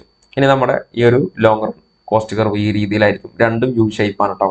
പക്ഷെ ഇതിന്റെ പ്രത്യേകത, ആദ്യം long run marginal cost LMC എന്ന് കൊടുത്തിട്ടോ. ലോങ് റൺ എന്നും കൊടുക്കാട്ടോ. ലോങ് റൺ ഉണ്ട്, LRMC എന്നുണ്ട്, LRIC. ഈ എല്ല് കൊടുത്തു കഴിഞ്ഞാൽ നിങ്ങൾ എന്ത് ചെയ്യുക? ലോങ് റൺ എന്ന് വിചാരിക്കുക. ഓക്കെ, ഇപ്പൊ long run marginal cost, long run average cost. ഇപ്പൊ നിങ്ങൾ നോക്കൂ, ആദ്യം ലോങ് റൺ അവറേജ് കോസ്റ്റ് അല്ലേ കൂടുതൽ. പിന്നെ ലോങ് റൺ അവറേജ് കോസ്റ്റ് ഇങ്ങനെ കുറഞ്ഞു വന്നിട്ട് പിന്നെ കൂടി വരികയാണ്. മാർജിനൽ കോസ്റ്റ് നിങ്ങൾ നോക്കൂ, long run marginal cost long run അവറേജിനെ കോസ്റ്റിനേക്കാളും കുറഞ്ഞു വന്ന് പിന്നെ ലോങ് റൺ അവറേജ് കോസ്റ്റിന്റെ മിനിമം പോയിന്റിൽ എത്തിയിട്ട് എന്ത് ചെയ്യാണ്? അവിടുന്ന് പിന്നെ നേരെ ലോങ് റൺ അവറേജ് കോസ്റ്റിനേക്കാളും കൂടുതലായിട്ട് ആയിരിക്കണം മാർജിനൽ കോസ്റ്റ് വരികയാണ് ചെയ്യുന്നത്. അപ്പോൾ ദീർഘകാല ശരാശരി ചെലവ്, ദീർഘകാല സീമാന്ത ചെലവ് എന്നിങ്ങനെ ദീർഘകാല ചെലവുകളുണ്ട്. ലോങ് റൺ അവറേജ് കോസ്റ്റ് കാണാനുള്ള ഇക്വേഷൻ ആണ് total cost divide by Q. Long run marginal cost കാണാൻ change in total cost divide by change in Q തന്നെയാണ്. നമ്മുടെ ഷോർട്ട് റൺ മാർജിനൽ കോസ്റ്റ് കാണാൻ ഷോർട്ട് റൺ അവറേജ് കോസ്റ്റ് കാണാനുള്ള അതേ equation തന്നെയാണ്. ഇപ്പൊ ദീർഘകാല ശരാശരി ചെലവ് വക്രത്തിനും ദീർഘകാല സീമാന്ത ചെലവ് വക്രത്തിനും U ആകൃതിയാണ്. വളരെ പ്രധാനപ്പെട്ട പോയിന്റ്. അവ SSC വക്രത്തെക്കാൾ പരന്നതായിരിക്കും. ഇതിനൊരു പ്രത്യേകത കൂടിയുണ്ട്, ഇവരുടെ പരപ്പ് കുറച്ച് കൂടുതലായിരിക്കും. ഇപ്പൊ SSC വക്രം കറക്റ്റ് ആ ഒരു U ഷേപ്പിൽ ഇങ്ങനെ കാണാൻ പറ്റും. എന്നാൽ LRIC LRMC ഒക്കെ U ഷേപ്പ് ആണ്, പക്ഷെ പരപ്പ് കൂടുതലായിരിക്കും. കാരണം ലോങ് റൺ ആണല്ലോ. അപ്പോ അതായത് LRIC LRMC വക്രം ആദ്യം കുറയും, രണ്ടും ആദ്യം കുറയുകയും ചെയ്യുന്നു അല്ലെ, പിന്നീട് എന്ത് ചെയ്യുന്നു? വർദ്ധിക്കുകയും ചെയ്യുന്നു എന്ന് പറയുന്നുണ്ട്. അപ്പൊ സാധാരണ ഇതിൽ എക്കണോമിക്സിന് ഒരു ടേം ഉണ്ട്, economies of scale, diseconomies of scale എന്ന് പറയാം. അതായത് നമ്മൾ കൂടുതലായിട്ട് സാധനം ഉൽപ്പാദിപ്പിക്കുമ്പോൾ ചെലവ് കുറഞ്ഞു വരികയാണെന്നുണ്ടെങ്കിൽ അതെന്താണ്? ഇക്കോണമീസ് ഓഫ് സ്കെയിൽ ആണ് അല്ലെ. കാരണം അത് ബിസിനസ്സിനെ സംബന്ധിച്ച് ഒരു ഗുണകരമായിട്ടുള്ള കാര്യമാണ്. എന്നാൽ നമ്മൾ പിന്നെയും സാധനങ്ങൾ ഉൽപ്പാദിപ്പിക്കാൻ ഉൽപ്പന്നത്തിന്റെ അളവ് കൂട്ടുമ്പോൾ ചെലവ് പിന്നെയും കൂടി വരുന്നതിനാണ് എന്തെന്ന് പറയാ? ഡിസ്ഇക്കോണമീസ് ഓഫ് സ്കെയിൽ എന്നൊക്കെ പറയാം. അത് നമുക്ക് ഈ long run average cost, marginal cost വെച്ചും പറയാൻ പറ്റും. അപ്പൊ നിങ്ങൾ നോക്കുക, ഇവിടെയുള്ള ഈ ലോങ് റൺ അവറേജ് കോസ്റ്റിന്റെ ഈ ഒരു പോയിന്റ് മുതൽ ഈ ഒരു പോയിന്റ് വരെ ആ സ്ഥാപനം എക്സ്പീരിയൻസ് ചെയ്യുന്നത് ഇക്കോണമീസ് ഓഫ് സ്കെയിൽ ആണ് അല്ലെ. ഇനി അതേപോലെ തന്നെ ഇവിടുന്ന് അങ്ങോട്ടേക്ക് എന്ത് ചെയ്യുന്നു? സ്ഥാപനത്തിന്റെ ചെലവ് കൂടുന്നത് ഡിസ്ഇക്കോണമീസ് ഓഫ് സ്കെയിൽ ആണ്. ഓക്കെ, അപ്പൊ എക്കോണമീസ് ഓഫ് സ്കെയിലിന്റെ മാനദണ്ഡങ്ങൾ ഉണ്ടാവും, ഡിസ്ഇക്കോണമീസ് ഓഫ് സ്കെയിലിന്റെ മാനദണ്ഡങ്ങൾ ഉണ്ടാവും. അപ്പൊ നിങ്ങൾ നോക്കുക, സാധനങ്ങൾ നമ്മൾ കൂടുതൽ ഉൽപ്പാദിപ്പിക്കുമ്പോൾ ചെലവ് കുറയാനുള്ള കാരണം ഒന്നെന്തായിരിക്കാം? ഇപ്പൊ ഒരു സ്ഥാപനം, ഒരു കമ്പ്യൂട്ടർ ഉണ്ടാക്കുന്ന സ്ഥാപനം അല്ലെങ്കിൽ കമ്പ്യൂട്ടർ വിൽക്കുന്ന ഒരു സ്ഥാപനം കൂടുതൽ കമ്പ്യൂട്ടർ വാങ്ങുമ്പോൾ അവർക്ക് എന്ത് ചെയ്യാം? ചിലപ്പോൾ ഡിസ്കൗണ്ട് ഉണ്ടാവാം. കൂടുതൽ ബൾക്കായിട്ട് സാധനം വാങ്ങുമ്പോൾ അവർക്ക് എന്ത് ചെയ്യുന്നുണ്ട്? അതിന്റെ ചെലവ് കുറക്കാൻ പറ്റും. കാരണം കൂടുതലായിട്ട് അവർ വാങ്ങുന്നത്, ഇപ്പൊ ഹോൾസെയിൽ കടയിൽ നിന്ന് സാധനം റീറ്റെയിൽ കടക്കാർ വാങ്ങുമ്പോൾ സ്വാഭാവികമായിട്ട് എന്തായിരിക്കും? അവർക്ക് അവിടെ ചെലവ് കുറവാകും ആ സാധനം വാങ്ങുമ്പോൾ. അതിന് റീറ്റെയിൽ വിലയും ഹോൾസെയിൽ വിലയിലൊക്കെ വ്യത്യാസങ്ങൾ ഉണ്ടാവും അല്ലെ. അപ്പൊ അതുകൊണ്ടായിരിക്കും അവിടെ എക്കോണമീസ് ഓഫ് സ്കെയിൽ വരുന്നത്. പിന്നെ എന്തുകൊണ്ടാണ് ഈ ചെലവ് ഇങ്ങനെ കൂടി വരാനുള്ള കാരണം? തൊഴിലാളികളെ കൂടുതൽ അവർ എംപ്ലോയ് ചെയ്യുന്നു, വേരിയബിൾ ചെലവ് വർദ്ധിക്കുന്നു, ഫിക്സഡ് കോസ്റ്റിൽ മാറ്റങ്ങൾ സംഭവിക്കുന്നു. അപ്പോൾ ലോങ് റണ്ണിൽ എല്ലാം വേരിയബിൾ ചെലവാണല്ലോ, അതുകൊണ്ടായിരിക്കും. പിന്നെ കാരണം അവർ ഇവിടേക്ക് എത്തിയപ്പോഴേക്കും ചെലവ് കുറഞ്ഞ് ഇങ്ങനെ വന്നപ്പോഴേക്കും അവർ കൂടുതൽ ലാഭം ഉണ്ടായി. അപ്പൊ അവരെന്ത് ചെയ്യാണ്? ഇനി നമ്മൾ, കാരണം ലോങ് റൺ ആണല്ലോ, ബിസിനസ് കൂട്ടാൻ പോവാണ്. അപ്പൊ അവരെന്ത് ചെയ്യാണ്? പുതിയൊരു ഫാക്ടറി മെഷീൻ കൊണ്ടുവരുന്നു, അല്ലെങ്കിൽ കൂടുതൽ തൊഴിലാളികളെ കൊണ്ടുവരുന്നു, കൂടുതൽ ആളുകൾക്ക് അവർ ശമ്പളം കൊടുക്കുന്നു. അപ്പൊ പിന്നെന്ത് ചെയ്യും? ചെലവ് പിന്നെ കൂടി ഇങ്ങനെ വരും. ഓക്കെ, അതുകൊണ്ടാണ് ഈ കർവ് ഇങ്ങനെ വരുന്നത്. മനസ്സിലാക്കി വെക്കുക. ഓക്കെ, അപ്പൊ അതായത് ആദ്യം കുറയുകയും പിന്നീട് വർദ്ധിക്കുകയും ചെയ്യുന്നു. മാത്രമല്ല അവയുടെ നടുഭാഗം താരതമ്യേന ഇങ്ങനെ പരന്നതായിരിക്കും. ഓക്കെ, ഇവിടെ കുറച്ച് പരന്നതായിരിക്കും. ഈ ഡയഗ്രം ഇങ്ങനെ വരച്ചപ്പോൾ ഇങ്ങനെ മാറിപ്പോയതാണ്. ഇവിടെയും കുറച്ച് പരന്ന രീതിയിലായിരിക്കും. Okay, yes. ഇനി ഈ വക്രങ്ങൾ യു ആകൃതിക്ക് കാരണം തോതനുസരിച്ചുള്ള പ്രത്യയമാണ്. Yes, increase in return to scale, decrease in return to scale, constant return to scale അല്ലെ. അപ്പൊ നമുക്ക് നോക്കാം. LACയും LMCയും ആദ്യം കുറയുന്നതിന് കാരണം എന്താണ്? Increase in return to scale ആണ്. കാരണം അവർക്ക് കൂടുതൽ അവിടെ ഉൽപ്പാദിപ്പിക്കാൻ പറ്റുന്നുണ്ട്. ഗുണകരമായിട്ടുള്ള കാര്യമാണ്, കൂടുതൽ ലാഭം ഉണ്ടാക്കാൻ പറ്റും. എന്നാൽ LACയും LMCയും മധ്യഭാഗം ഇങ്ങനെ പരന്നിരിക്കാനുള്ള കാരണം എന്താണ്? Constant return scale. അവിടെ മാറ്റമല്ല, കാരണം അവിടെ പരന്നിരിക്കും കേട്ടോ. ഇങ്ങനെ ഒരു പരന്ന ഒരു രീതിയിലായിരിക്കും. ഇപ്പൊ നമ്മളിവിടെ ഇങ്ങനെ വരക്കുകയാണെന്നുണ്ടെങ്കിൽ ഇപ്പോ ഇവിടെ ജസ്റ്റ് കൊടുക്കട്ടെ. ഇപ്പൊ ഈ ഒരു രീതിയിലായിരിക്കും വരിക. അതാണ് അങ്ങനെ പറയാൻ കാരണം. ഓക്കെ, അതുപോലെ തന്നെ നമ്മളിനി ഈ LAC കർവൊക്കെ വരക്കുമ്പോൾ അങ്ങനെ ആ ഒരു രീതിയിലായിരിക്കും അതിന്റെ ഷേപ്പ് വരിക എന്ന് കാണിക്കാൻ വേണ്ടിയിട്ടാണ്. ഓക്കെ, അപ്പോ ഈ നടുഭാഗം എന്തായിരിക്കും? അത് കൂടുതലായിട്ട് പരന്നിരിക്കുന്ന ഒരു അവസ്ഥയിലായിരിക്കും എന്നുള്ളതാണ് ഇതിന്ന് മനസ്സിലാക്കാനുള്ളത്. ഓക്കെ, ഇനി നമ്മൾ പറഞ്ഞു എന്തുകൊണ്ടാണ് LACയും അതുപോലെ തന്നെ LRMCയും ഉണ്ടോ വർദ്ധിക്കാൻ കാരണം? തോതനുസരിച്ചുള്ള പ്രത്യയമാണ്, ഡിക്രീസ് റിട്ടേൺ സ്കെയിൽ കാരണമാണ് അത് വർദ്ധിക്കുന്നത്. ഇതും വളരെ പ്രധാനപ്പെട്ടതാണ്. ഓക്കെ, ഈ 4 പോയിന്റുകൾ അല്ലെങ്കിൽ ഈ പോയിന്റുകൾ മൊത്തം ശരിക്കും പഠിച്ചു വെക്കണം. Okay, yes. Okay, thank you. അപ്പോ ഇത്ര കാര്യങ്ങളാണ് നമുക്ക് ഈ ഒരു ടോപ്പിക്കിനെ കുറിച്ച് പഠിക്കാനുള്ളത്. അപ്പോൾ ഈ ക്ലാസ് കഴിഞ്ഞാൽ ഇന്ന് തന്നെ നിങ്ങൾക്ക് എന്ത് ചെയ്യും? ഇതിന്റെ ഇപ്പൊ ഈ ഒരു ക്ലാസ്സിന്റെ PPT നോട്ടും ഈ ക്ലാസ്സിന്റെ ഒരു ക്വസ്റ്റ്യൻ ഉണ്ടായിരിക്കും. ഇനി നമ്മൾ ഇത് കമ്പൈൻ ചെയ്തിട്ട് പ്രിന്റിംഗ് നോട്ടിൽ എന്ത് ചെയ്യും? പ്രൊഡക്ഷൻ കോസ്റ്റ് ഫംഗ്ഷൻ നിങ്ങൾക്ക് പ്രിന്റ് എടുക്കാൻ എന്ത് ചെയ്യും? നമ്മൾ ഗ്രൂപ്പിൽ പ്രിന്റിംഗ് നോട്ടിൽ ഷെയർ ചെയ്യുന്നതാണ്. അപ്പോൾ SS വേൾഡ് അക്കാദമിയുടെ HSA സോഷ്യൽ സയൻസിന്റെ ക്ലാസ്സിൽ ജോയിൻ ചെയ്യാത്ത ആളുകൾ ഇതുവരെ ഉണ്ടെങ്കിൽ വളരെ പെട്ടെന്ന് എന്ത് ചെയ്യും? എത്രയും പെട്ടെന്ന് നിങ്ങൾ ജോയിൻ ചെയ്ത് പഠിച്ചോളാം. നമ്മൾ ജൂൺ പകുതിയാകുമ്പോഴേക്കും സിലബസ് മൊത്തം കംപ്ലീറ്റ് ചെയ്തിട്ട് എന്ത് ചെയ്യും? നമ്മൾ ഇനിയിപ്പോ ജൂൺ പകുതിയാണ് നമ്മൾ വെച്ചിട്ടുള്ളത്. ശരിക്കും മെയ് ലാസ്റ്റ് ആണ് നമ്മൾ വെച്ചൊരു പോയിന്റ്. ഇപ്പൊ നമ്മൾ പറയാണ്, നമ്മൾ ഉള്ളത് പോലെ പറയണല്ലോ. ജൂൺ പകുതി അല്ലെങ്കിൽ ജൂൺ ലാസ്റ്റ് ആകുമ്പോഴേക്കും സിലബസ് മൊത്തം നമ്മൾ കംപ്ലീറ്റ് ചെയ്തിട്ട് എക്സാം വരെ എന്തായിരിക്കും? നമ്മൾ റിവിഷനും എക്സാമുകളും മോഡൽ എക്സാമും മാത്രമായിരിക്കും ഉണ്ടാവുക. ഓക്കെ, അപ്പോൾ കോഴ്സിൽ ജോയിൻ ചെയ്യേണ്ട ആളുകൾ ഈ കാണുന്ന നമ്പറിൽ എന്ത് ചെയ്യുക? നിങ്ങൾക്ക് നിങ്ങളുടെ പേരും ജില്ലയും എന്ത് ചെയ്യുക? നിങ്ങൾ വാട്സാപ്പ് മെസ്സേജ് അയക്കുക. മറ്റുള്ള ആപ്പുകളിലും മറ്റുള്ള ഇതിലൊക്കെ വാങ്ങുന്നതിനേക്കാൾ വളരെ കുറഞ്ഞ ഫീ ആണ് നമ്മളുള്ളത്. മാത്രമല്ല തവണകളായിട്ട് എന്ത് ചെയ്യാം? നിങ്ങൾക്ക് ഫീ അടച്ച് തീർക്കാനുള്ള ഒരു സൗകര്യം കൂടി ചെയ്തു തരുന്നു. പറഞ്ഞു മറ്റുള്ളവരെക്കാളും വളരെ കുറഞ്ഞ ഫീ ആണുള്ളത്. അപ്പോൾ ഫീയെ കുറിച്ചും ക്ലാസ്സിനെ കുറിച്ച് അറിയാൻ പേരും ജില്ലയും മാത്രം എന്ത് ചെയ്യുക? നിങ്ങൾ മെസ്സേജ് അയച്ചാൽ മതി. അപ്പൊ ഇനിയുള്ള ക്ലാസ്സുകൾ പറഞ്ഞു വളരെ ഫാസ്റ്റ് ആയിട്ട് ഇനിയുള്ള ക്ലാസ്സിന്റെ മെറ്റീരിയലൊക്കെ ഏകദേശം തയ്യാറായിട്ടുണ്ട്. എല്ലാം ഒന്ന് കമ്പൈൻ ചെയ്ത് കൊണ്ടുവരികയാണ്. അപ്പോൾ വളരെ പെട്ടെന്ന് തന്നെ ക്ലാസ്സുകളെല്ലാം നമ്മൾ കംപ്ലീറ്റ് ചെയ്യും. മെറ്റീരിയലൊക്കെ കംപ്ലീറ്റ് ചെയ്യുന്നതാണ്. ഓക്കെ, ഇതുമായി ബന്ധപ്പെട്ടുള്ള വിവരങ്ങൾ അറിയാൻ ഈ നമ്പറിൽ എന്ത് ചെയ്യുക? നിങ്ങൾ കോൺടാക്ട് ചെയ്യുക. Okay, thank you.